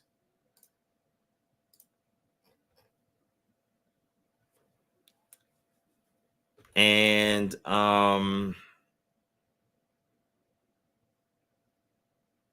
let's go to verse 14. Go to verse 10. All right, 10 to 14. Let me show it on the screen. Actually, it might be small because the Net Bible is. But let me get into it. Hold on. Let me jump back down to it. Just get me all the way up. All right. Let me show this on the screen. I'm going to show you where Jews get this praying after you eat from. Okay. Let's go into scripture. All right. Here we go. We're going to read this context. All right. Context is key. But you can create halakha out of anything, apparently. All right. So here, Deuteronomy chapter 8, verse 10. You will eat your fill and then praise the Lord your God because of the good land he has given you. Okay. The word of there is praise. There's a word for prayer in the scriptures, but this is using praise, right? But sometimes they can be synonymous depending on the context. But let's keep reading. Verse 11, be sure you do not forget the Lord your God by not keeping his commandments, ordinances, and statutes that I'm giving you today. When you eat your fill, when you build and occupy good houses, when your cattle and flocks increase, when you have plenty of silver and gold, and when you have abundance of everything, be sure you do not feel self-important and forget the Lord your God who brought you from the land of Egypt, the place of slavery. So they'll look at this passage and say, hey, after you eat and get your fill, make sure you praise or thank God for it. And they'll say that this has to do with praying after you eat your meals. This is one thing that's done in some Orthodox Judaism circles. They pray after they eat their food. Well, some Christians pray before they eat food. I don't pray over my food at all. I pray continuously all the time, right? So that whatever it is that I get encounter with is already covered because of what I've already prayed in advance. So we don't just pray before we eat food, right? We know we make efforts that the food that we have. So if somebody puts poison in food, is prayer going to get rid of the poison? Now, some of y'all may go into that Mark chapter 16 and turn that into a whole doctrine, even though that's not in the earliest manuscripts, neither here nor there. Think that you can drink poison and it won't kill you, eat poison and won't harm you. Okay, well, you go ahead and you eat something knowingly that has poison in it and pray over it and see if you live or die. You go ahead and do it. I'm not telling you to do that, but if that's the premise you're going to live off of, go ahead and prove that to me. I would love to see that, right? Somebody just eat a whole bunch of poison and then not kill them. I don't think that's the sense that's being conveyed. Now let's get into the scriptures where people say, hey, this talks about praying. Here, this is not talking about praying after you eat your food. It is talking about when you go into the land and you take advantage of all the benefits that Yah is providing you in the land. Do not forget him. It doesn't say pray after you eat your meals. That's not what it says here. But let's go into the Christian side of things to see about praying over your food, okay? Because when people say that, and then they institute that as if it's a law, they become like the Pharisees in Mark chapter 7. You know, you didn't ceremonially wash your hands before you eat your food. They didn't say nothing about they got mad at them because they didn't pray before they ate. It was the other rituals. But now people turn praying into a ritual before you eat and a ritual after you eat. It's very interesting. I'm not saying it's wrong. If you want to do it, fine, but you can't tell me where we're obliged to do it in the text. Let's get into the Christian side of things, all right? Let's see.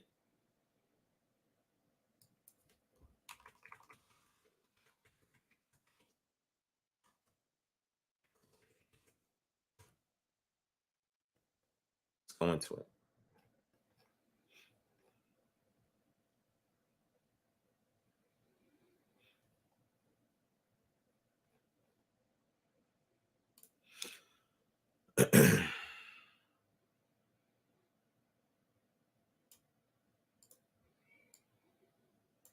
Let's go to Matthew chapter 26, verse 26.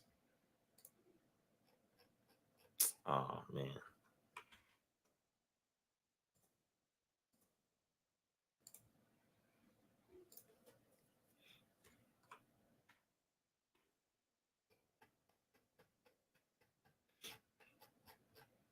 All right. So, Matthew chapter 26, verse 26. While they were eating, Jesus took bread, and after giving thanks, he broke it and gave it to the disciples and said, "Take, eat, this is my body." Do you understand that this is something circumstantial that's occurring? And this happened while they were eating? But wait, let's go into the footnote, because the Net Bible also gives exegetical commentary, right? Let's get to 37. And it says, here, they, right? Your word "day" means while, or it can be translated as anything. It's not just while, but it says has not been translated. So they're not sure what "day" forms in this clause. So, however, contextually speaking, you'll see translators do put "while" in there, right? While they were eating, right? Because of what was going on. While they were eating, Jesus took bread, and after giving thanks, he brought it, gave it to the disciples, and said, "Take, eat, this is my body." After taking the cup and giving thanks, he gave it to them, saying, "Drink from it, all of you, for this is my blood and the blood of the covenant." Right? You don't see the word "new" there. It's the reason why you don't see "new" there. I went over this before in previous, but that's neither here nor there. But the key thing is this is circumstantial. This is not telling us we have to pray before we eat food. This is not what's going on here. If somebody believes that's the case, please show it to me. Demonstrate it to me. I'd love to see that.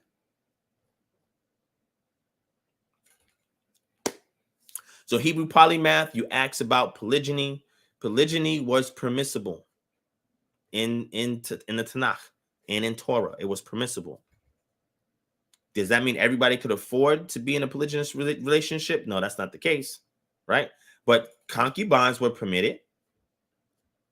Concubine is not an official wife, right? Concubines were permitted. Prostitutes were permitted. The Israelites was not supposed to make prostitutes out of the daughters of Zion, but that didn't mean prostitutes did not exist. You don't see them stoning prostitutes. Show me a passage where a prostitute was stoned.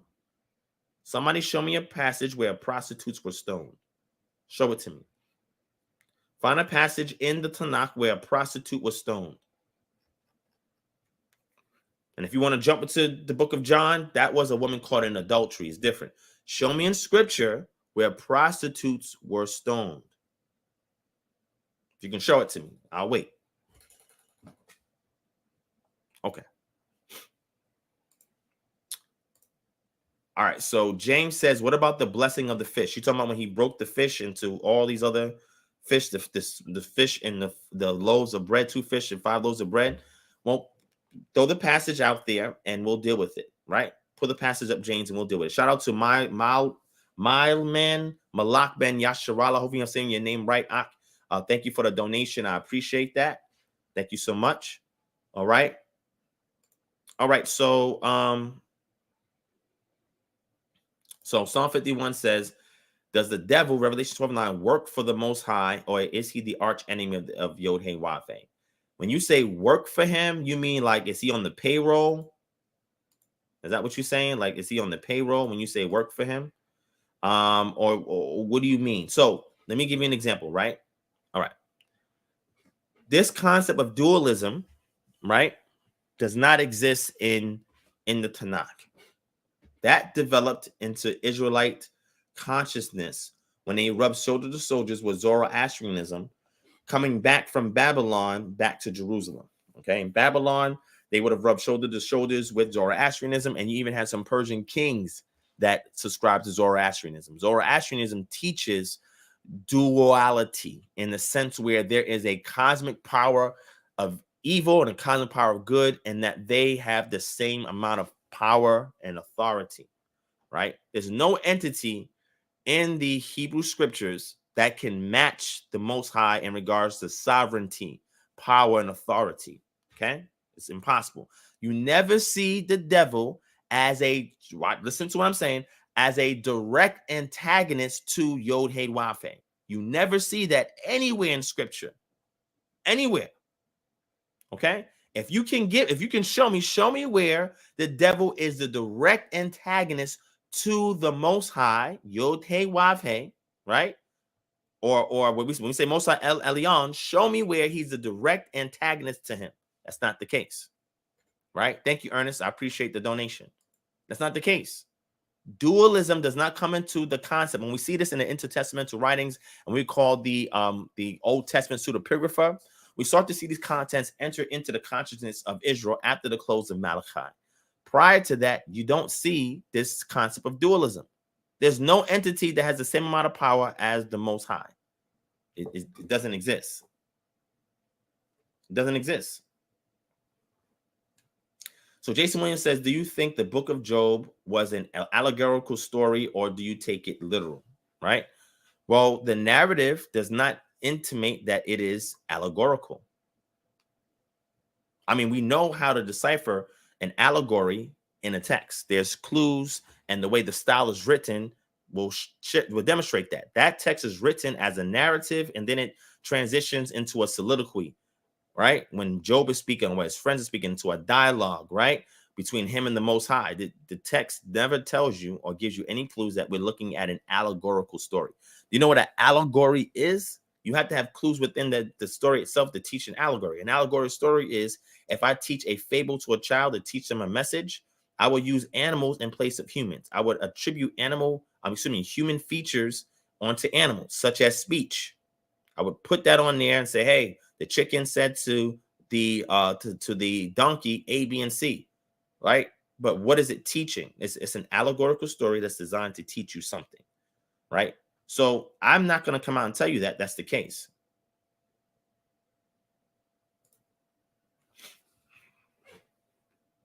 Mystical Order of YSRAEL. Okay.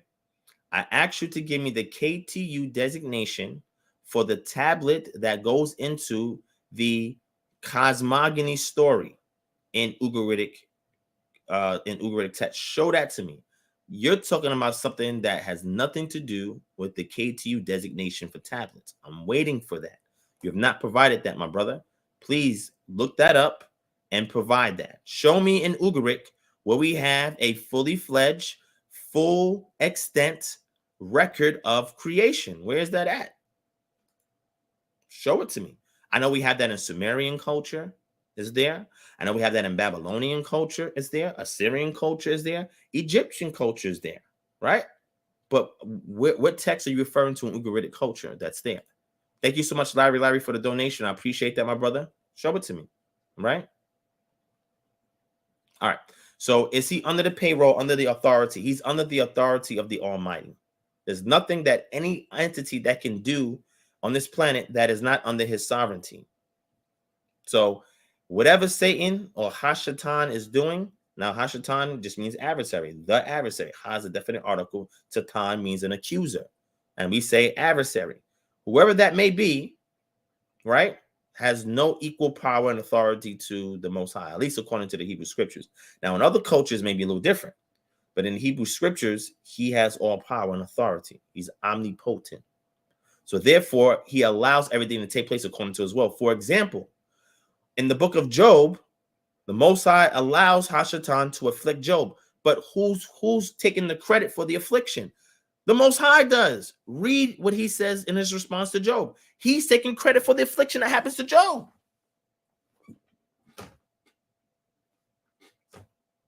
In the book of Yeshua, or Yeshayahu, the book of Isaiah, he says, I create light and he do evil. So the word evil there can be translated as calamity, but the individual responsible for that is the Most High. When the evil spirit came upon Saul, it says the evil spirit from. We have the mem in the inseparable preposition mem. That is a fix. It came from the Lord. That's where it came from. Most High's spirit was evil. It when it says evil, it distressed Saul because of Saul's inner heart. It distressed him. So that's why David had to come play the heart, and the evil spirit would leave off of him. But the key thing that I'm saying is the orchestration behind everything is the Most High. He allows and permits certain things to occur, right? And at any time he can intervene. And if he doesn't, there's a purpose behind that. Okay. All right.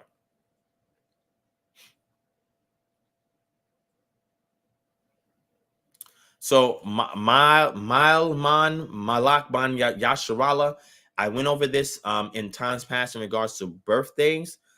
We don't see birthday mentioned anywhere pertaining to Israelites. So according to the immaterial culture, the text, we don't see any affirmation to celebrating a birthday, right? Neither do we see it prohibited in Torah. However, in the book of Job, it says that each one of his sons had a feast onto his day. That can be translated as a birthday. When it says his day, it's not really specific what his day means. It doesn't say the day of birth, like we get in other passages about Pharaoh in the book of Genesis. We have a word for birthday there based on Pharaoh. We have a word for birthday on Herod when we go into in the New Testament, right? So we have these words there, but they're not used in regards to Israelites, right? So it's not prohibited either. So if a person does celebrate a birthday and you're an Israelite, that's up to you, right, to discern that. But what I will say is that if that particular practice starts to aggregate different things from other cultures that's not part of Israelite culture, and then it becomes so unfamiliar to Israelite culture, I would refrain from it, right? But acknowledging a day somebody is born or whatever, that's totally up to you. I'm not going to say it's a sin in order for you to keep a birthday. However, the way birthdays are celebrated in the Western world has nothing to do with the ancient Near Eastern world. It's completely different, right? So I just want to make sure that that's clear. All right. All right. So RemalYahu says, is it necessary to learn the Mishnah? No, it's not necessary to learn the Mishnah. It is helpful to learn the Mishnah because I like the Mishnah. I don't care much for the Gemara, but I do like Mishnah because it captures historical rulings by the Beit Din that gives me a point in time in which this oral tradition started to be codified, right? Which was laid out in 200 CE, the Mishnah. So no, it's not necessary. However, there's people who subscribe to Orthodox Judaism, Rabbinic Judaism, that will tell you that the Talmud is binding, and therefore it's necessary to learn the Mishnah. I disagree. You don't need the Talmud in order to perform midrash on the text. You don't need that. Now, maybe in the past, we didn't have as many tools and references and lexicons and all of that. But today, there's so many tools and sources. You don't need the Mishnah and you don't need the Gemara in order for you to perform midrash or exegete the text. Anybody that tells you you need that, I would have a discussion with them to show them that this so-called oral tradition does not go back past Ezra and Nehemiah or Ezra and Nehemiah. Does not go back past them.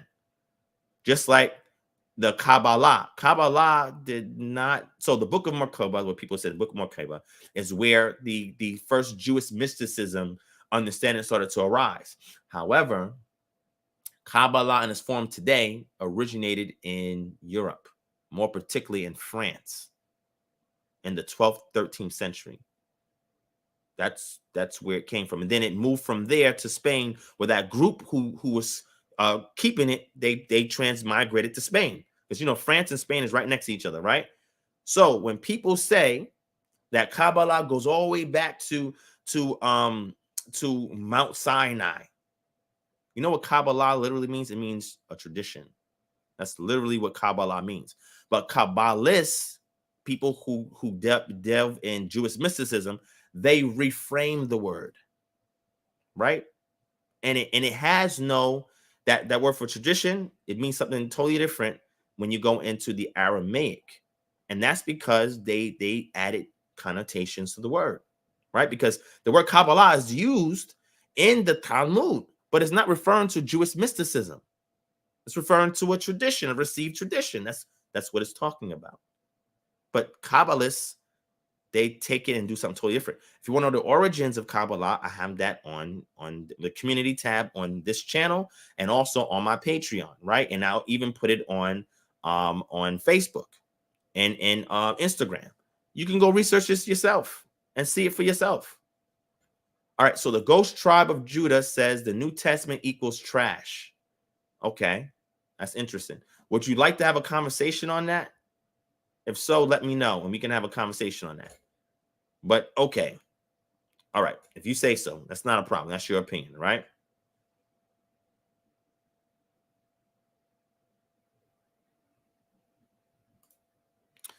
When it was talking about long hair, it was talking about wearing hair in a style like a female.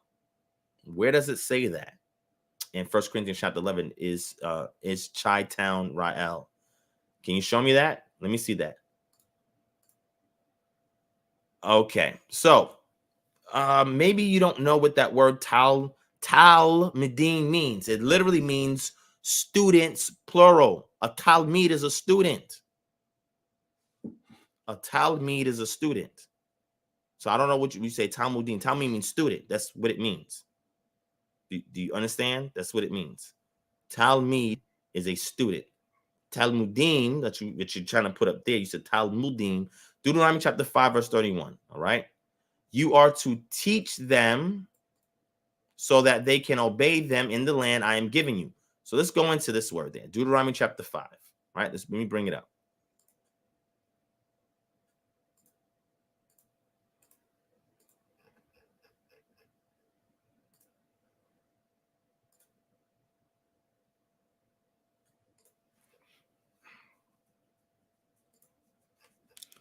All right, let's go to Deuteronomy chapter 5 and then go to verse 31.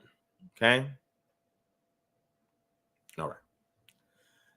Let's get into that. All right. So people say, oh, that's what Talmud is there. That's not, Talmud is not there.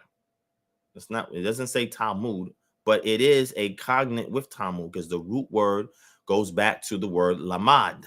Lamad is the root word. But there's a reason why the lamed that we see there with the root word lamad, there's a reason why you see it in that format. Do you know what the tav prefix indicates? Let's get into a little bit of grammar real quick. Let's deal with some grammar. Hold on. Let's get into this real quick. Take this off the screen. Let's get into grammar. But talmid literally just means student, right? But it also could go back to word lamad, and we're going to see what this means. Let's take a look at this real quick. This is why we got to deal with a lot of these dogmas that's out there, right? Okay, so here you have your word here, te. You have your tav, with your dagesh, and your shewa, your lamed, your patah, your mem, with your dagesh, your shewa, your dalet, your zere, and you have your mem. Okay, so when you see your zere mem, right, and this little symbol here, right, this is why you see the D, you see this little dash under the D, and this little hyphen over the E, that means something, okay? This has to do with pronunciation, okay? So when you see this, your dalet, your zere mem, right? And then you have your tav prefix. Tav prefix is your second person masculine singular. And here is your masculine plural, right? But there's a reason why you don't see your hirik yod. Typically, you'll see your hirik yod with your mem, which would indicate your masculine plural. It's because of the form in which it's in. This is in the PL stem, we know, because the second root radical for lamad, which is the mem, has a dagesh in the middle, which means you double the consonant. All right? That's important. And the fact that you have tav prefix puts it in the imperfect tense. You will teach them. That's what it says. So when people says Talmud, I guess they think it says Talmud. Where's the kibbutz? Where's the shirk? If this is ud, Talmud, it's not there. Where's that at? This right here, this tav prefix, is not part of the word. The word itself, the tri-consonantal root, is lamed mem dalet, lamad. This mem sofit and your tav prefix is different indicators. Your zere and your shewa here, which are dagesh, these are different indicators. This has to do with third person masculine plural, and this has to do with second person masculine singular. in the imperfect tense, because if we left off the tav, this would be in the perfect tense. So again, this is your pronominal suffix here. So I'm trying to figure out where the doctrine is coming from. The root word is lamad. Lamad literally means to exercise and to learn. If you go to a lexicon, and again, I got a better lexicon here. Where's my lexicon?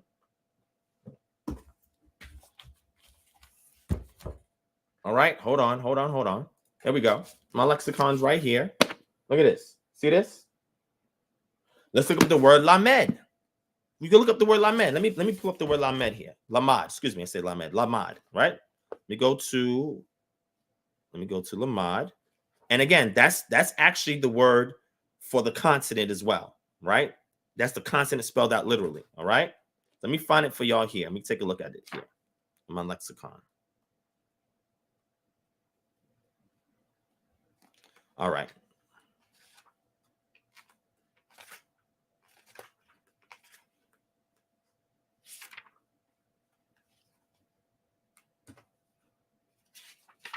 And I hope it's in here, should be in here, because this is a truncated or abridged or concise, means truncated or abridged. So hopefully I can find it in here. Let me see.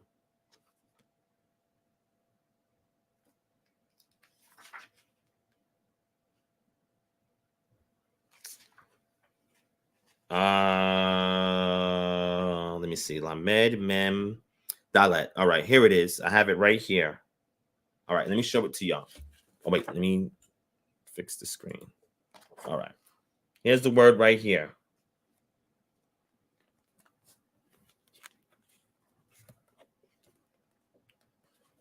Get my finger on it so you can see it. You see that? All right, that's the word right there. And what it says is, it says to learn something. All right, and it gives you examples in an infinitive construct, in the past participle, and how the imperfect tense looks. If it's third person masculine singular, you have your yod prefix. But if it's talking to you instead of he, third person is yod, tav is you. It could be you feminine or you masculine, depending on how we have it rendered. And looking at the diacritic marks can help as well, and the context can tell you if it's talking about men, women, a man or a woman, etc. Right? To learn. If it's in a passive participle, it means to be trained. Right? It's your nifo stem. Then you have the PL stem, which means to train. Be trained, your nifal stem, and to train, because learn is the simple form. But if I'm doing the PL, the intensive, it means to teach or to train or to instruct, right? If there's an accusative, in this case, accusative person, we can look to see if there's accusative there and go into the language. Let's get into it. Let me go back to it real quick. All right. So let's say, but as far as you, that's how it starts. Deuteronomy chapter 5, verse 31. Way ata, as far as you who stand here with me, I will speak to you. Who's the you here? Let's go to the context of Deuteronomy chapter 5. Let's go into the context. Deuteronomy chapter 5. All right. And verse 1. And Moses summoned all Israel and said to them. Are you understanding? All is gender inclusive. Some places in Hebrew, we'll say that's the common. Instead of saying masculine, feminine, we'll say common, because the context gives that to us. And gender inclusive translations will translate that as common if they're going to parse it out, right? Because we know we're talking about all of Israel, which includes men, women, and children. How do we have a reference for that? You got to go to Deuteronomy chapter 29, right? When they're talking about everybody, Deuteronomy chapter 29, verse 10 says, you are standing today, all of you, before the Lord your God, the heads of your tribes, your elders, your officers, all the men of Israel, your little ones, your wives, and the sojourner. So when they say all of Israel, this is who they're talking about. This is not just one gender. So we can actually render that as common. But again, in order for you to understand this without the dogma, you have to actually study some of the language, at least know a little bit of the language, at least have one of these available, right? The root word is lamad. And the actual verb is conjugated when you have the tav prefix. That's what it is. But if you want to make it, like I said, talmid means a student, one that is taught, but but when you parse it out, it's lamad, the staff. Just using, use the staff to instruct the sheep where to go, and use the staff to hit your son or your daughter, to discipline them, right? Where it says spare the rod, spoil the child, or spare not the rod, spoil the child, right? That's all it's saying. All right. So let me see. So yeah, I don't know where you get Talmudim there, but okay. But Talmud literally means student. That's the way it's used in Talmudic language. But the root word is lamad, and we just parsed it out there in the Hebrew, and the root word is lamad. That's what we're dealing with, and it's in the PL stem, and it has a tav prefix and a zere mem suffix, which means them, to them, right? You are the word to them. That's what it's referring to.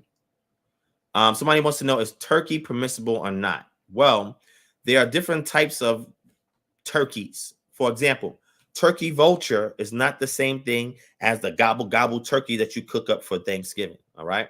If somebody says that the turkey is unclean, they just give me the passage where it says that they're unclean, and I'll deal with it. All right. Just give me the passage. All right. So I'm waiting for the mystical order of YSRAEL. Give us the KTU designation for that ugaritic tablet. I'd love to deal with that. All right.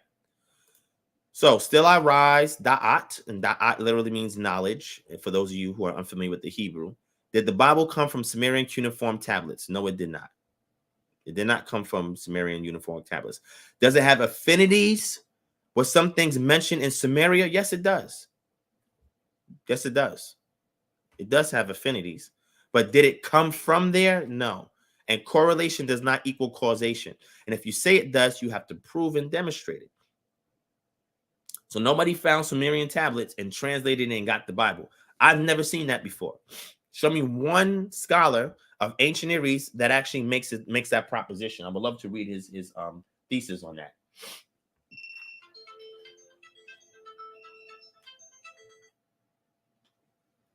I would love to see his thesis on that, if you got it.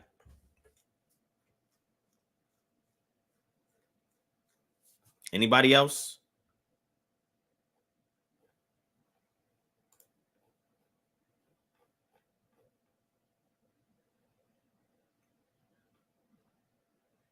Shout out to Dale H for the donation. I appreciate that. Thank you so much, my brother.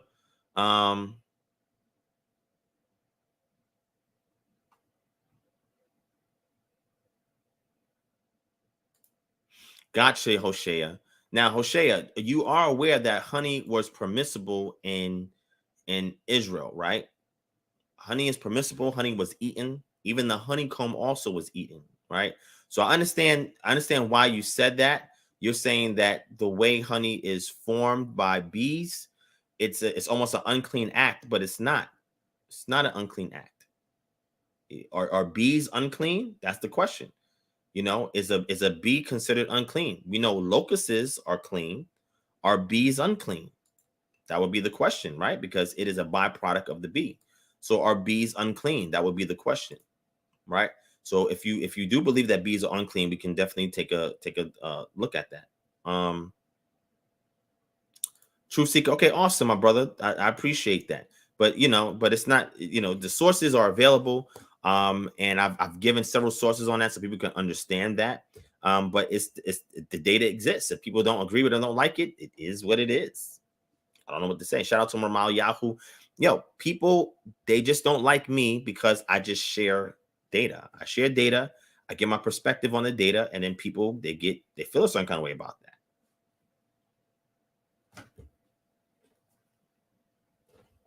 I don't know. It's just, I'm just saying, like, people just get that way. I don't know why they get that way, but it is what it is. So, hey, it is what it is. So hold on, let me do this. Let's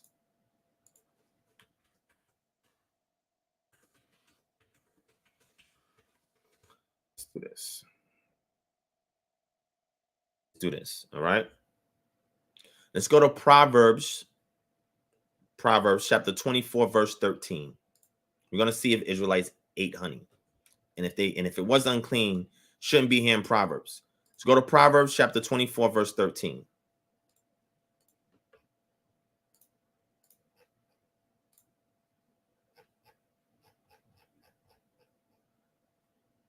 Let's see what it says.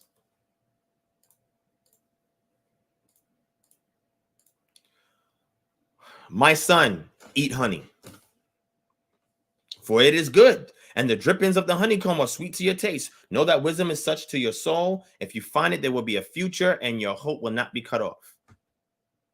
My son, eat honey. I mean, it's right there. Eating honey is okay. So that's it. You can eat honey. That's from the Tanakh. This Mishlei. This is or Mashalim, if you want to use that. But this is honey. I mean, I think that's pretty cut and dry right there, that they didn't see honey as being unclean in the culture.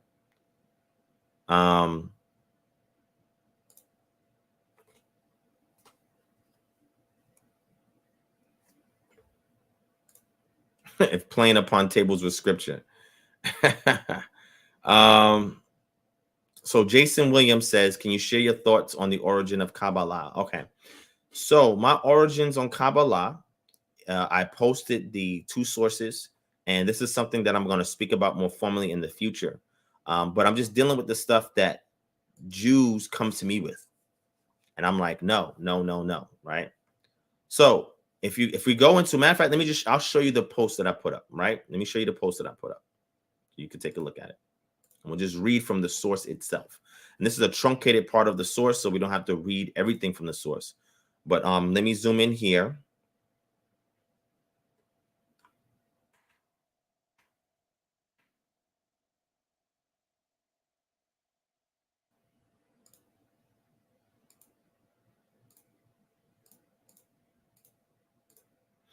All right. This essay has sought to contextualize 3 13th century traditions regarding the origin and source of Kabbalah. The earliest, which I have called the classical tradition, exemplified in the writings of the early Kabbalists in Catalonia. That's really the origin of where your Kabbalah comes from, that's used today. Okay. Now, could there have been earlier forms of it? Yes. Right. The Book of Macabre is one example of that. However, what you have today comes from out of this school. Okay, but let's keep going.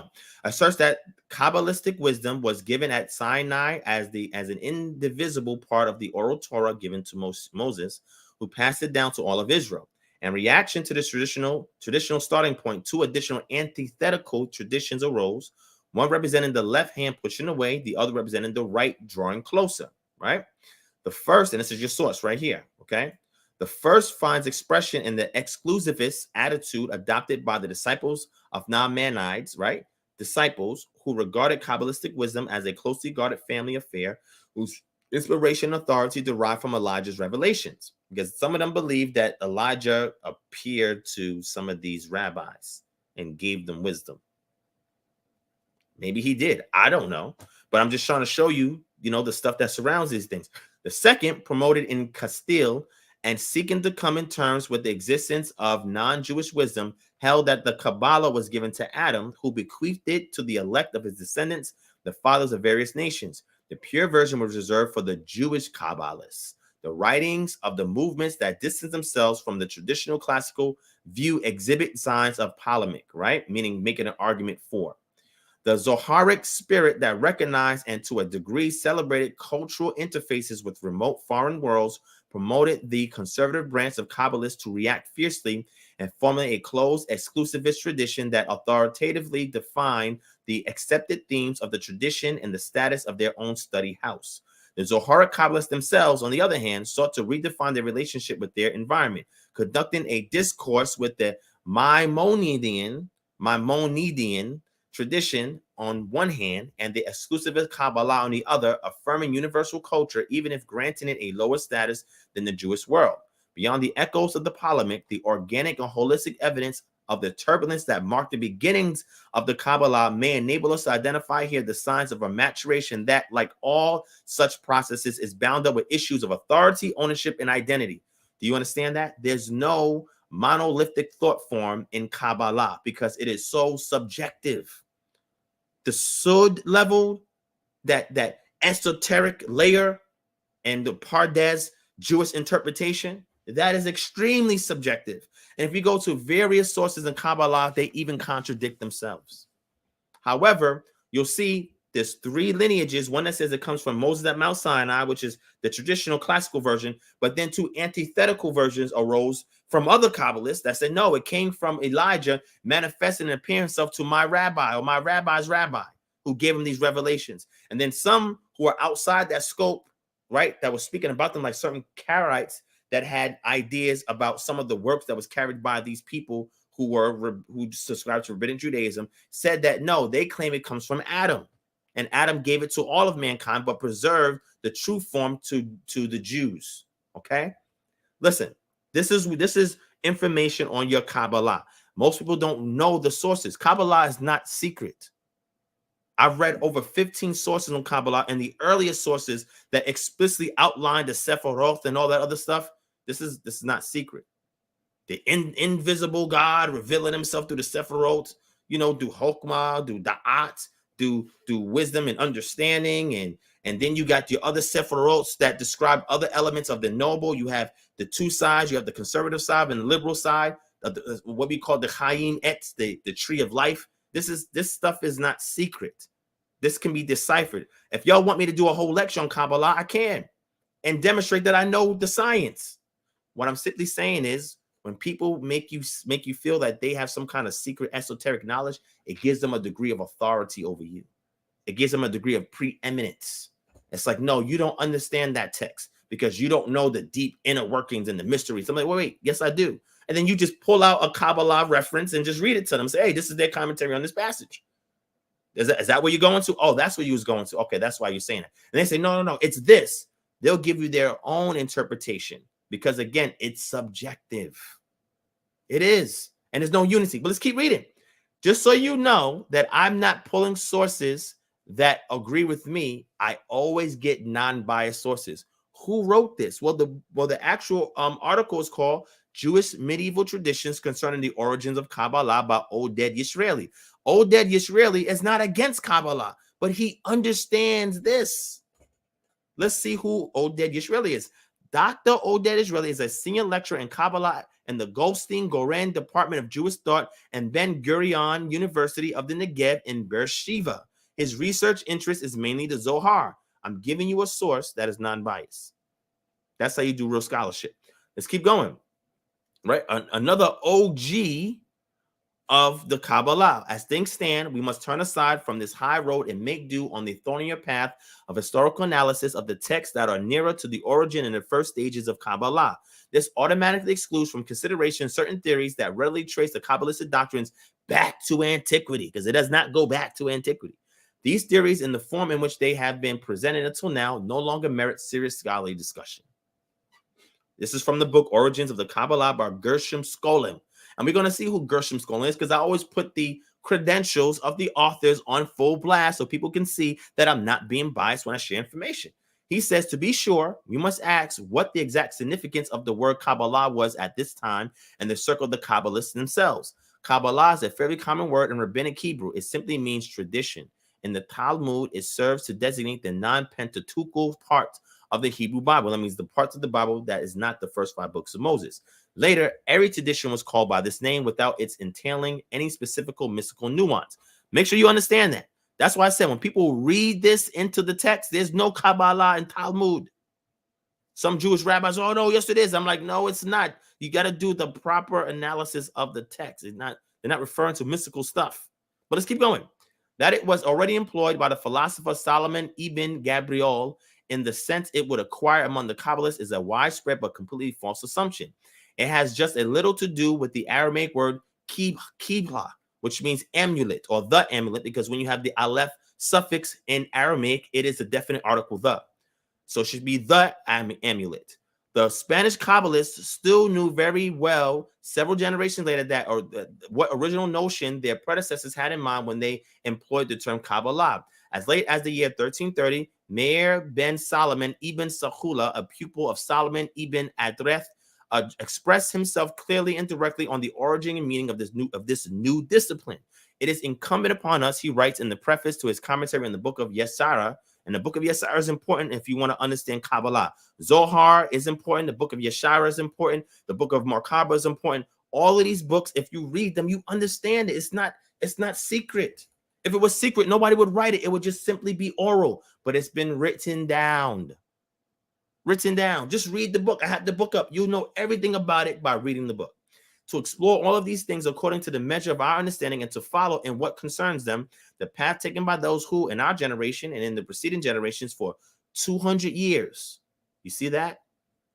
Kabbalah in 1330 has only been around for 200 years. This is his testimony. Are called Kabbalists, Mekubalim, and they call the science of the 10 Sephiroth, right? Sephiroth, and some of the reasons for the biblical commandments by the name Kabbalah.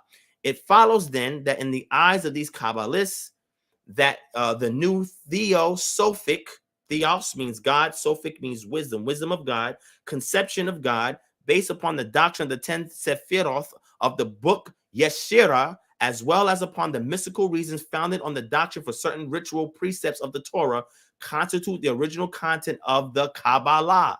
And the author's own opinion, this teaching is by no means ancient. It does not go back many centuries. Rather, it is about 200 years old, which brings us back for its initial stage to the period of the first revelation of the prophet Elijah, that is, in province, towards the middle of the 13th century. The chain of Kabbalistic tradition that contains the names mentioned previously accords perfectly with this information. Origins of the Kabbalah by Gershom Scholem.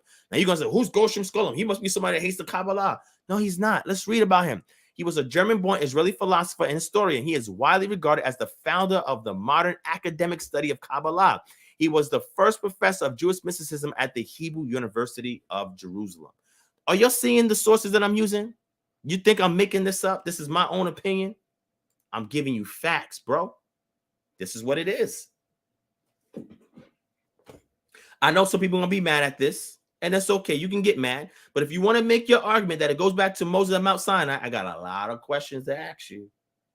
I got a lot of questions to ask you. But this stuff is not secret. If you want to know the text that give you the foundational principles and understanding of the Kabbalah, you got to read the books that I just mentioned. Just read that book, Origins of the Kabbalah by Gershom Scholem, and he lays it all out for you. It's not secret. Okay? So let's stop with that. All right? All right.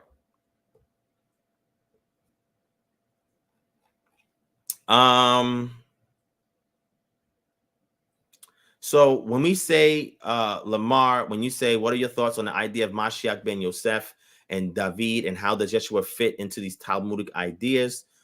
Well, in regards to being the one that was pierced in Zechariah, and then looking at the one who is from the loins of David, that's going to be the branch that's going to be raised up, that's going to rule as the Redeemer in Zion in the later, or we call in eschatology. Yeshua, by his adherents who followed his teachings, subscribed to him, fulfilling both of these things, either from words that he said himself that they syntaxed together, or from things that they taught posthumous after his death about him, right? So when you understand these particular doctrines, right, this type of idea that is somebody is going to be pierced on behalf of Yah, trying to get Israel into a spiritual state, and that then later on you're going to have this king that comes out of David that's also going to redeem Israel. Those concepts we see in what we call the New Testament. Those concepts are also found in the Dead Sea Scrolls amongst the Yahad community, in a text called the Scroll of Melchizedek. And in the Scroll of Melchizedek, you'll see you have that priest, divine priest, that's going to come and redeem Israel of their sins. So that way the physical king can come and get rid of Kittim, which would be the Romans, and alleviate them of their captivity. So they believed you need to get spiritual redemption before you can receive the physical king that Yah has that will issue to Israel in the future. Okay, and one of those individuals is going to be David. All right. All right.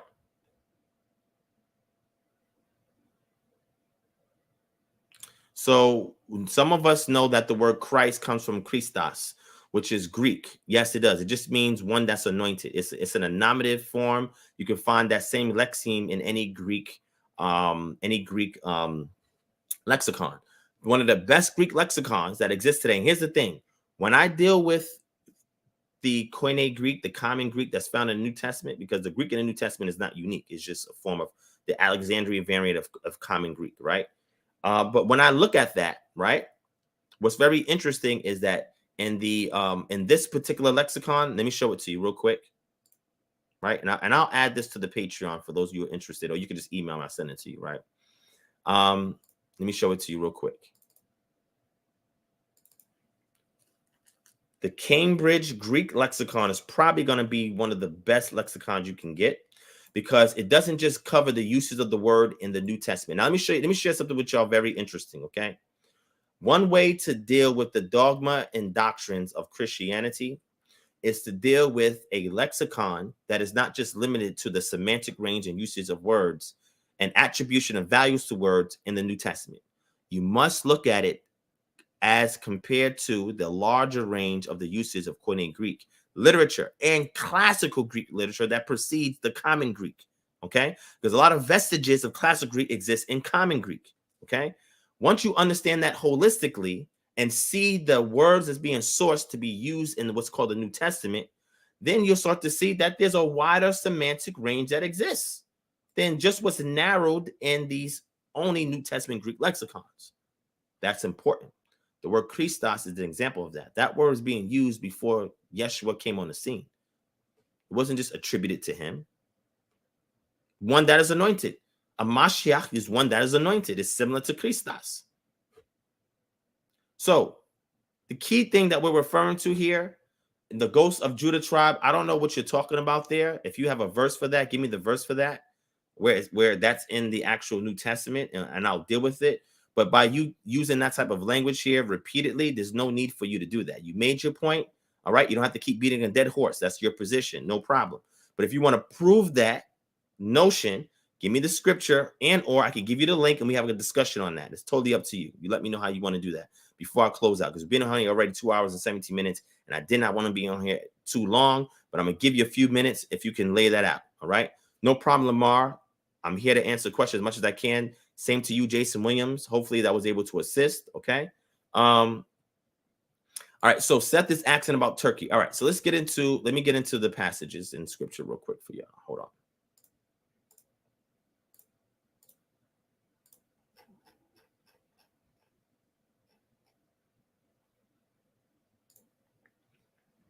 And I'm going to show you how can you discern what's what. All right. I'm going to give you a great resource for that. All right. And these you shall detest among the birds. They shall not be eaten. They are detestable. The eagle, the bearded vulture, the black vulture. Keep these things in mind, because you also have a turkey vulture. Okay. The kite, the falcon of any kind, every raven of any kind. All right. Now, let me just stop there. Why are eagles prohibited? Why are eagles prohibited? Well, because eagles are responsible for keeping the vermin count down. Okay? They're responsible for keeping the vermin count down. If you eat eagles and the eagles are dead at that time, you're going to have a hard time, this being an apex predator, right? You're going to have a hard time keeping the vermin down, which is a transmitter or a vector of disease. Okay? Now, why the bearded and black vulture, the kite, right? So let's deal with the vultures. Vultures are responsible for eating carrion. Carrion is dead carcasses. Dead carcasses was unclean. So you're not going to eat them because that is their diet. And you can get a range of diseases by eating these birds. So you don't eat it. The kite and the falcon, are also birds like the eagle, okay? Where they're considered raptors, just like the owl is considered a raptor, the little owl. These are considered raptors. They eat vermin, okay? Vermin are vectors of diseases. Their immune system can handle that if they eat a vermin that's diseased, but yours can't, okay? So you don't eat the vulture. The turkey vulture also eats carrion. And it's called turkey because of some characteristic features that it exhibits that's similar to turkey that we eat, the common turkey that we eat for Thanksgiving, or y'all eat for Thanksgiving. I don't eat Thanksgiving turkey. I eat turkey from time to time, but I don't eat Thanksgiving turkey. That's something totally different, right?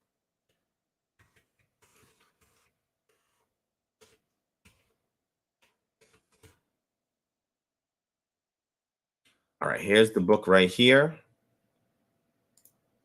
Show it to you on the screen. All right. This is the book right here. All creatures, great and small, living things in the Bible. UBS Technical Helps, United Bible Societies, right? And this is used for translators. So UBS provides resources to help people translate the Bible in other languages, right? And what they do is they provide translational helps or translator helps, where are sources that assist with translating.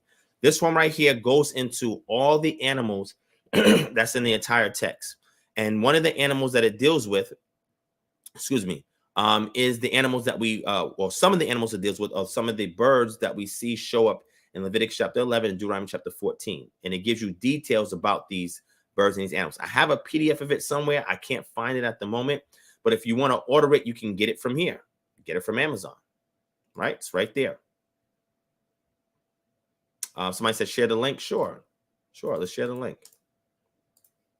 No doubt. It's only $20. You grab it, pick it up, $20.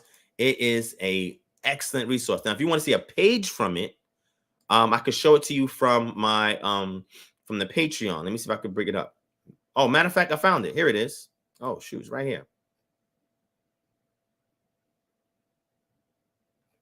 Here it is. I think I found it.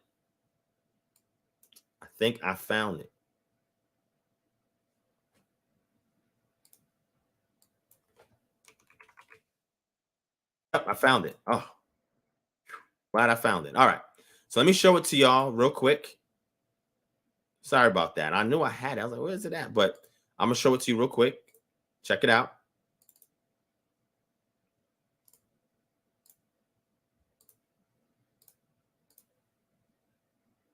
So I do have it. And actually it's on the Patreon.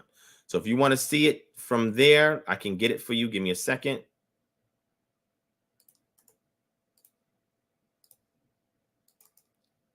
All right, so that's it there in the Patreon. For those of you who have Patreon or sign up for the Patreon, you can grab it.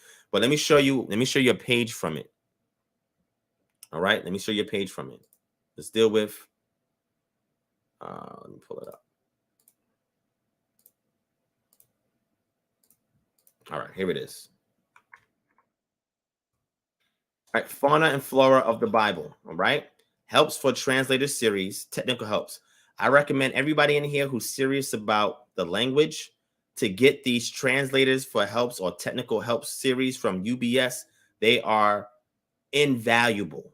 I mean, these are some of the best sources that I've ever seen in regards to providing you technical helps for translations, okay? All right. So let's go back. This is the older version of it. As you can see, the publishing date is 1970 to 1980. But this stuff in the new version that they have, the one that I showed you, is the newer version of it. It still builds off of everything that's on here. Some updates here and there. For the most part, it shares the same. But this is the only PDF version of it that exists. That physical book version, you have to buy from Amazon. It's only $20, right? But let me show you. Let's look at some animals in here, right? Let's look at some animals. We got some great images. All right. Let's look at some animals, okay? The bat. You see that? Because, it mentioned the bat. And the law of Moses, the bat is listed among the unclean birds, but it belongs to the mammals. It is a quadruped, which suckles its young. The wings are membranes connecting the fore and hind legs, okay? The Heb name is used in general for all species of bats in the area. Modern zoologists have counted some 20 different species in Palestine alone. There does not seem to be any doubt about the identification in view of the allusion to the creature's haunts in Isaiah 2:20. On the day of the Lord, the idols will be cast forth to the bats, i.e., into ruins and caves. And here's the scriptural reference for them. Leviticus 11:19, Deuteronomy 14:18, Isaiah 2:20. Do you see this source? The chiroptera.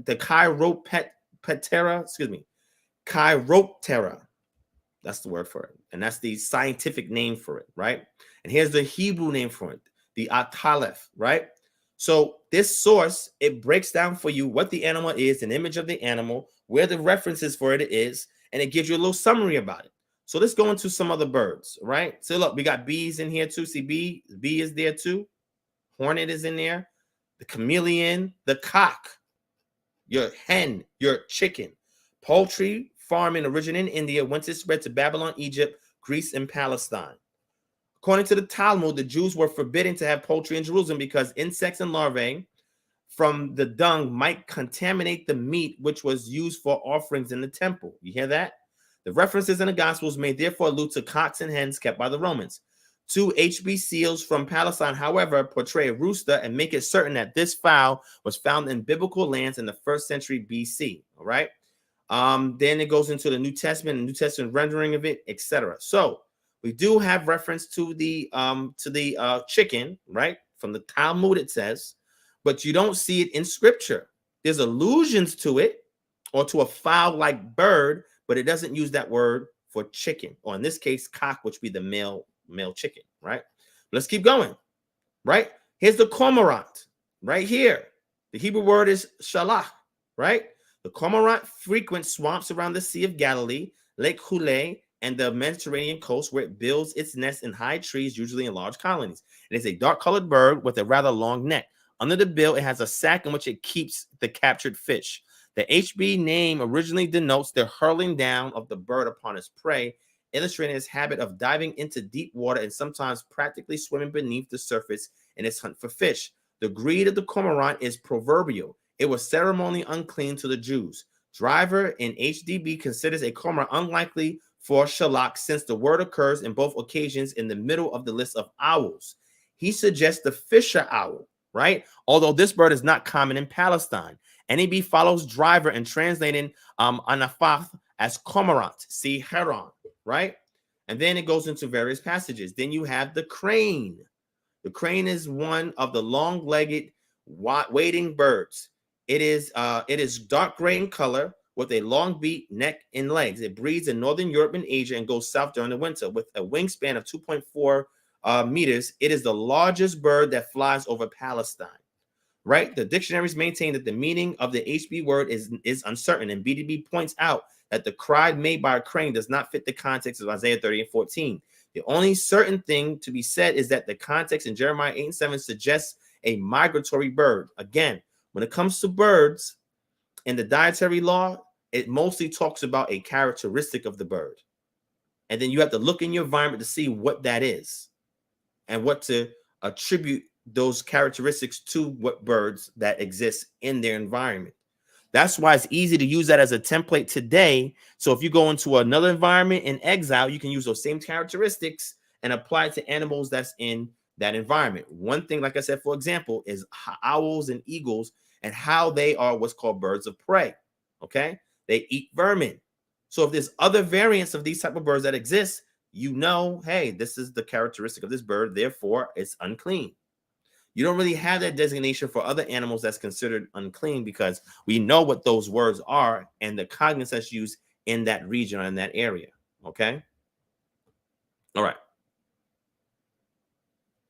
Jason Williams, no, I do not subscribe to that. I do not subscribe to that. You don't need to understand the 10 Sephirot in order to understand how the Most High interacts with man. The text is very clear.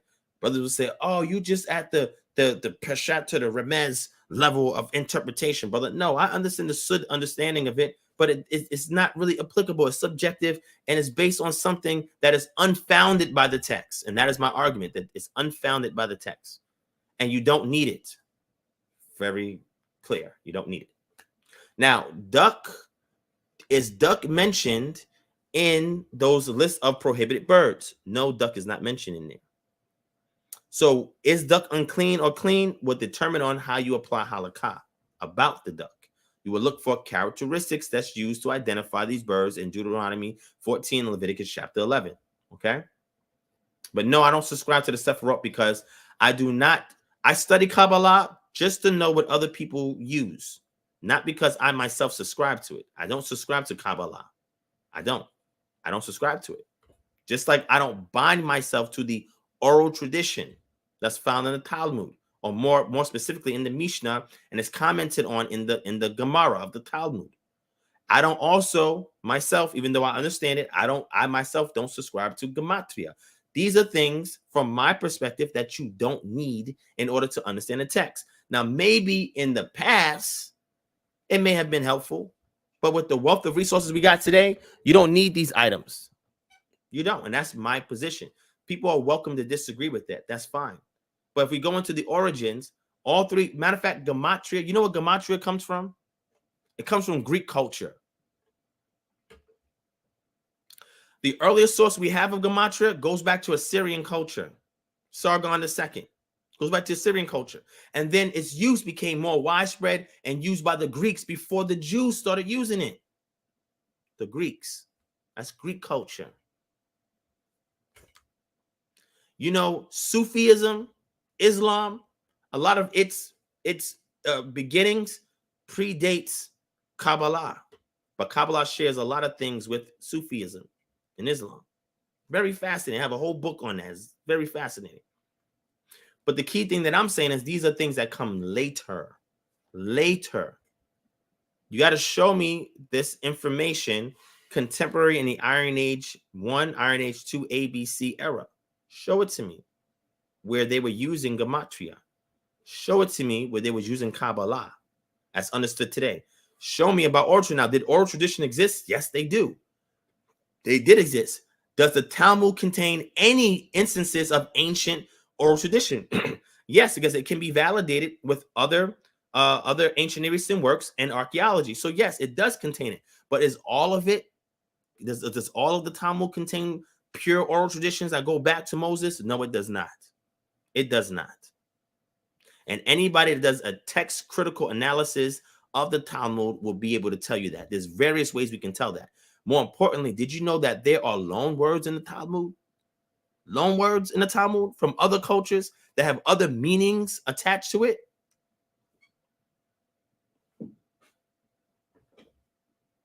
Okay. This is how we know that the form of the Torah that we have today is not with Moses directly laid out, if he was responsible for it in the first case. My position is the Torah came from oral traditions that was laid out during the time of the monarchy in ancient Israel. Okay, they laid it out during the monarchy period. Some exceptions of that would be parts of Genesis, because when the Israelites were in Babylonian captivity and they came out, it is believed that a lot of redactions went to what we call the initial stages of the book of Bereishit. Why? Because we see a whole host of anachronisms there. An anachronism is a way to show you at what point a particular text was written. What is an anachronism?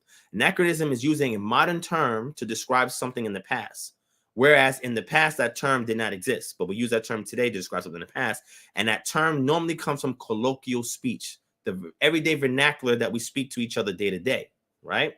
So a good example of that would be Ur of the Chaldeans. Well, if Abraham was to come about during the Middle Bronze Age period, where historically where we place him, the Chaldeans were not at Ur during that time period. There's no Chaldeans in Ur at that time. Chaldeans don't come on the scene to the 8th century BCE. Look it up. So whoever redacted that, they redacted it so their immediate recipient audience will be able to understand where that location is that Abraham originated from. But if Abraham did exist, he wouldn't have been calling that place the Ur of Chaldeans, because we know no Chaldeans that existed during that time period. So we have signatures, fingerprints, and we can see where some of the redactions come from. Even certain idioms that are later in late biblical Hebrew, we find it in places of early biblical Hebrew, which means it was redacted much later. I have a book on Patreon that goes into this, right? So this is what it is. No problem, Jason. Does anybody in here subscribe to Kabbalah, Gematria, or the oral tradition? If you do, then if you want the link, I could drop the link and we can have a discussion. I'll be on here for another 5 minutes. I don't want to exceed 3 hours, and we're already at 2 hours and 39 minutes. But if anybody has any input that you want to share in regards to the Kabbalah, Gematria, and oral tradition, let's deal with it. And what I want to showcase for you, that these are newer sciences, newer traditions that was codified by Israel later on in their history. Is not pre-exilic in nature. All of this came about in exile and post-exile. That's all I'm saying. That's my argument.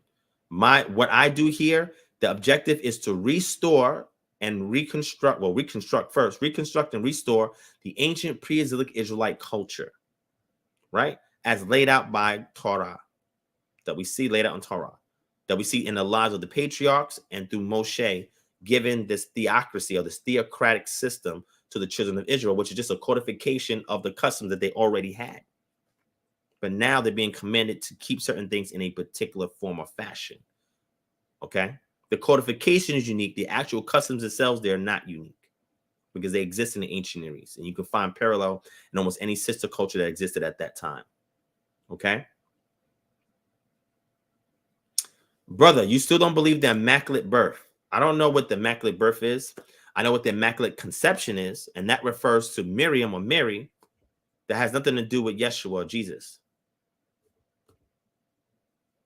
So it's talking about in order for you to give birth to the perfect human, the woman giving birth to the perfect human has to be perfect herself. So therefore, the immaculate conception has to do with how Mary was conceived and how she was exonerated of sin in order to give birth to the Christ. I don't subscribe to that. Of course not.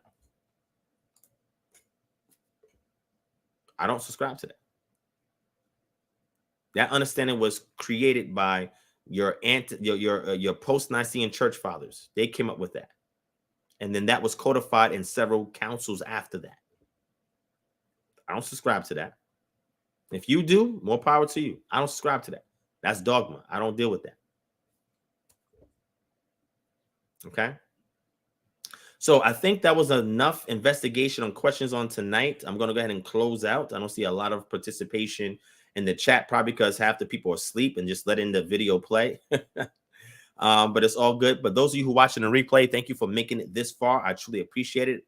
Again, you see it scrolling down at the bottom, www.patreon.com/divine prospect. Go to the site, sign up. I have a ton of resources on everything that I covered on this lecture. Well, not lecture, but my lecturing on this session. I have all the resources on the Patreon. Patreon is a hub where I keep all the sources, books, articles, tools, Bible software, my own personal content, videos, everything, website links, everything. All of it is on the Patreon. So if you're not signed up for the Patreon, you're missing out on all the stuff that I talk about because the background context of what I say, I have it all on the Patreon. It will take you weeks or months to go through all the content, and to consume everything will take you years. I promise you it would. Right? That's how much stuff we have on it, and I'm continuing to add more information. But here's the objective, right? When we say death to dogma, right, it's not a spit in the face or disrespect to anybody that holds to a dogmatic position. It only becomes problematic when somebody tries to bind me to a dogma. Once they do that, then I have to unpack it and show you how it's insufficient and it's not necessary. So that's what we mean we say death to dogma, because dogma has kept our people from the unadulterated word of Yah. And when you study the text, sans or in lieu of or in absence of the dogma, you see something very pure there that you've never laid eyes on before. It's like a new entire revelation altogether. But it's old because it's always been there. You just haven't been able to see it because you've been given standard lenses when you need corrective lenses to actually see what's there. And that is what we're trying to apply. All right. So again, if you're enjoying the content, hit the thumbs up. If you're enjoying the comment, hit the thumbs up. Share this video everywhere. I know it's going to make some people mad, and that's not my intention. But if the truth makes you mad, it is what it is. And if you want to contend with me on that, you're welcome to come on the show and have this discussion. Shout out to The Realness. He says, when is the Atlanta chapter meeting? So we're planning to have a Passover event in April. Not a huge big one, but an intimate Passover event out here in Atlanta, right? KHM will be sponsoring it. And we're going to have the chapter launch earlier in the day, which is going to be on the Shabbat. So we're going to get together for the Shabbat. We're going to have our chapter launch. Then after the chapter launch, we're going to transition into the evening of Passover, going into unleavened bread. And then we're going to go through our Passover unleavened bread Seder. Okay. So that's in April. That's on April 30th. So keep that date in mind. We're working out all the specifics, but if you're interested, that will be the case. Also, I will be in New York next Thursday. Next Thursday to Sunday, I will be in New York, and I'm getting together with the KHM New York chapter Saturday evening. All right. So if y'all are available Saturday evening after the Shabbat, let's get together. We're going to go to dinner. I'll pay for everything, right? Whoever shows up, I'll pay for dinner. No problem. Right. We're going to go eat, talk, have a good time, let our hair down, build, find out the things that's going on in New York, what we can do with our Israelite cultural paradigm to resolve these societal ills and bring more people together for pure fellowship in New York City. All right. So if you're in New York, I will be in New York on Thursday to Sunday of next week. Okay. Thank you so much, Ikwan Asing, for that. I appreciate that. He said, you ain't boring at all. Thank you so much. I appreciate that. RemalYahu, yes, I have a video on the Immaculate Conception in regards to Mary being an unclean vessel, because Mary had to go to the temple and give a sacrifice after she gave birth to Yeshua. That's how we know the Immaculate Conception is fugazi. All right, it's false. All right. So let me give you that. Let me post that link in there for you, my brother, so you can see it. Oh, I'm supposed to do that.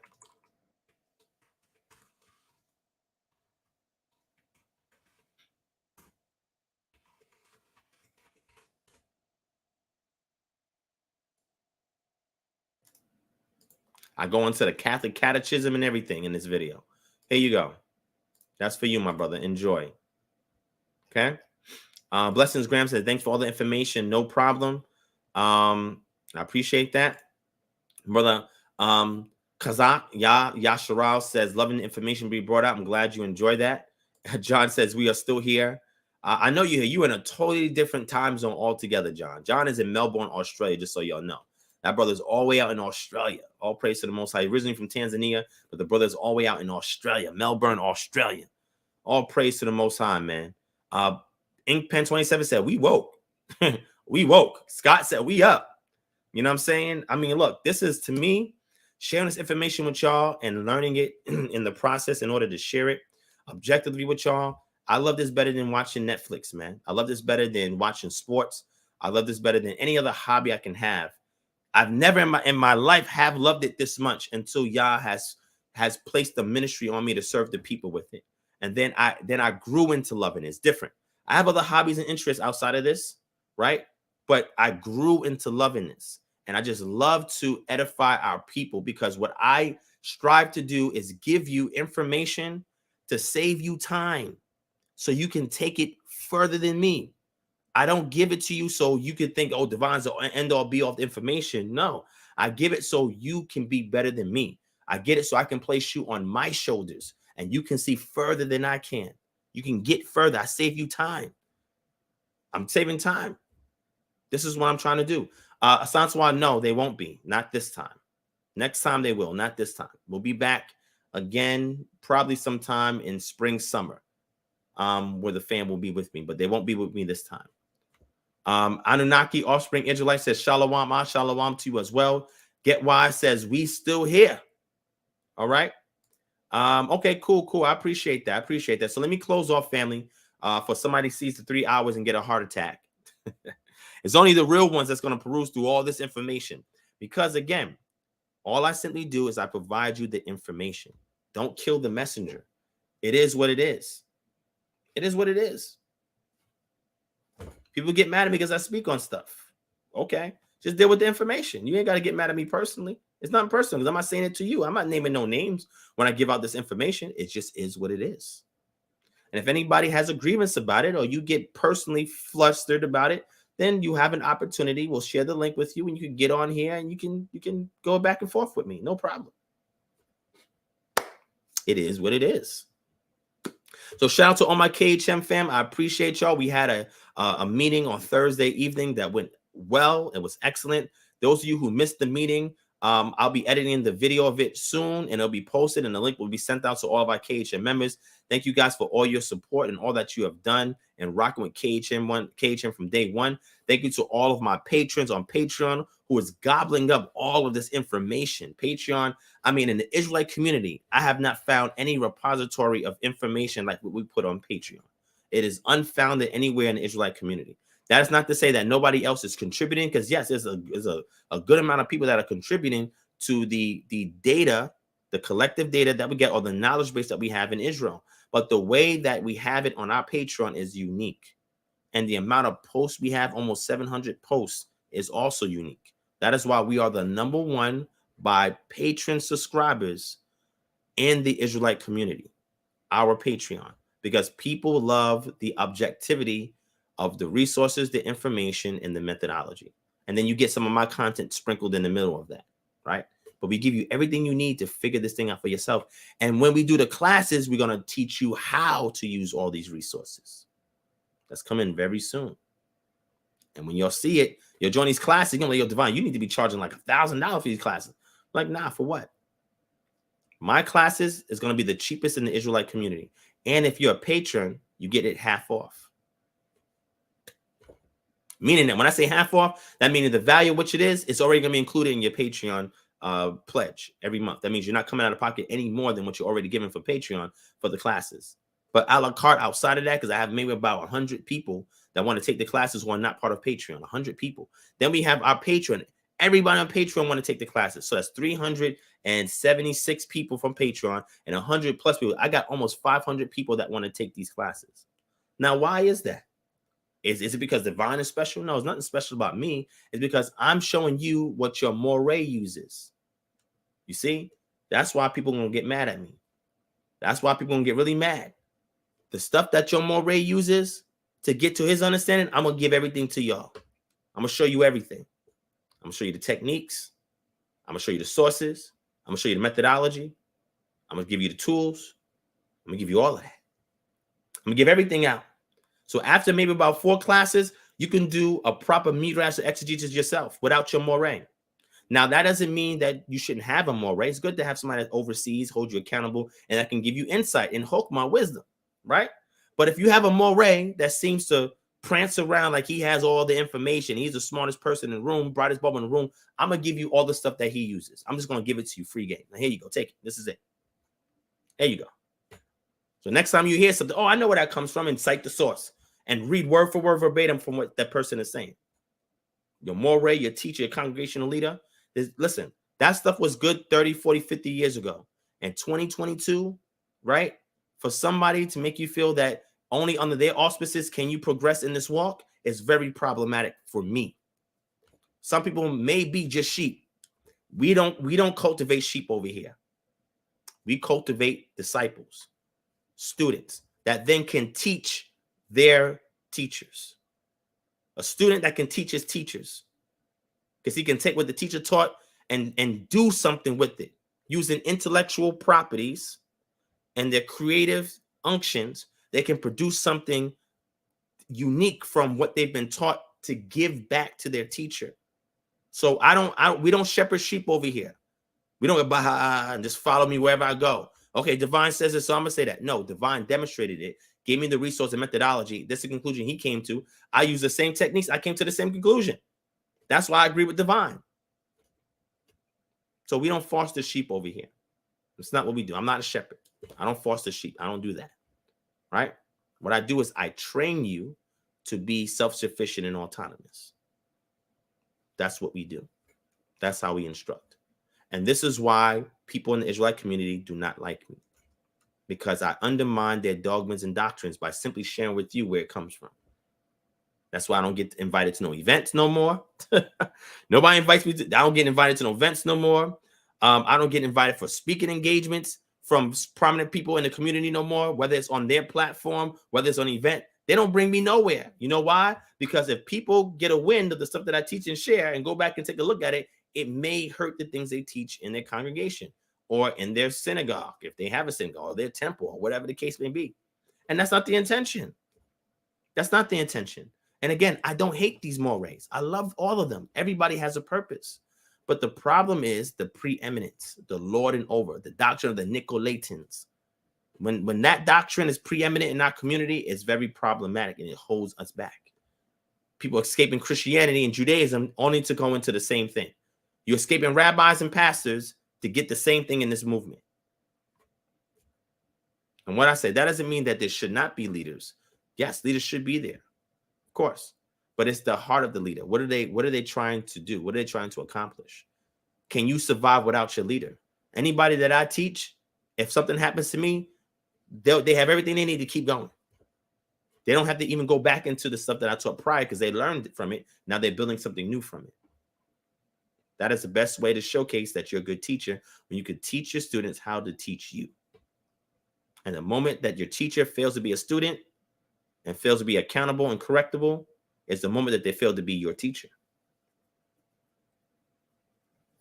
It is what it is.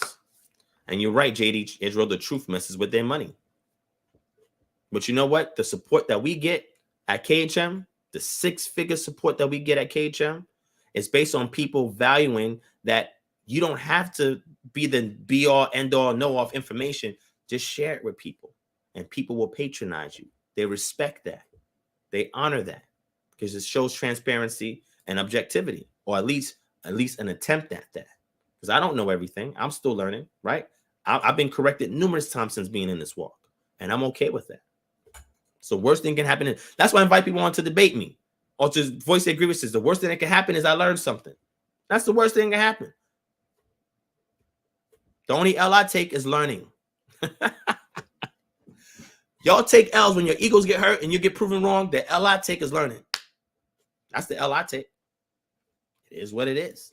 So, hey, if you see that I don't get invited to stuff, or I don't get asked to speak places on people's YouTube platforms or get invited to events, it's only because they may not have a personal grievance with me. They just have an issue with the fact that I teach people the stuff that they mores learn, and I give it to you, free game. Here you go. And that's the way it should be. But maybe that's just me. All right. I could be wrong. And if I am, I stand corrected. Jason Williams says, when your classes start, I'm not sure. I don't want to give you a definitive date, but I'm just going to say soon. But in the interim, these videos that I got one on is Jesus the prophet as prophesied in Deuteronomy chapter 18. And you shall not boil your kid in his mother's milk. The difference between you have heard it said of old compared to it is written or it was written, right? Those 3 that I have coming up that I'm going to record videos, put them out because I've written about them. I have blogs on my Patreon, but I realize some people rather hear audio or watch visual.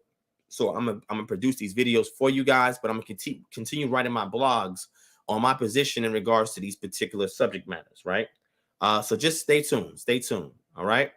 All right. And with that being the case, family, thank you for watching. I appreciate your support. I look forward to seeing y'all again. Shout out to Gurney Mosley in the building. Don Williams, I see you. 2 Deep 74. What's up? Warfare, Rebirth of a Nation. What's going on? The Realness. What's going on? Sackcloth. Anava, I see you. Lawrence J, I see you. Shakar, Yarayah, Shalom, Comedic Hebrew, what's going on? Tracy H, I see y'all in the building. Thank you for your support, for being here with the family. I love you guys. I do this for you. If you need anything from me, email me at kingdomharbinger@gmail.com. If you want to support me in any way, everything is down at the screaming across the screen below. Go back on the replay if you missed anything. And if you want the sources for anything that I mentioned, everything is on the Patreon. All right. Love you, family. I'll speak to you again soon. Peace and shalom.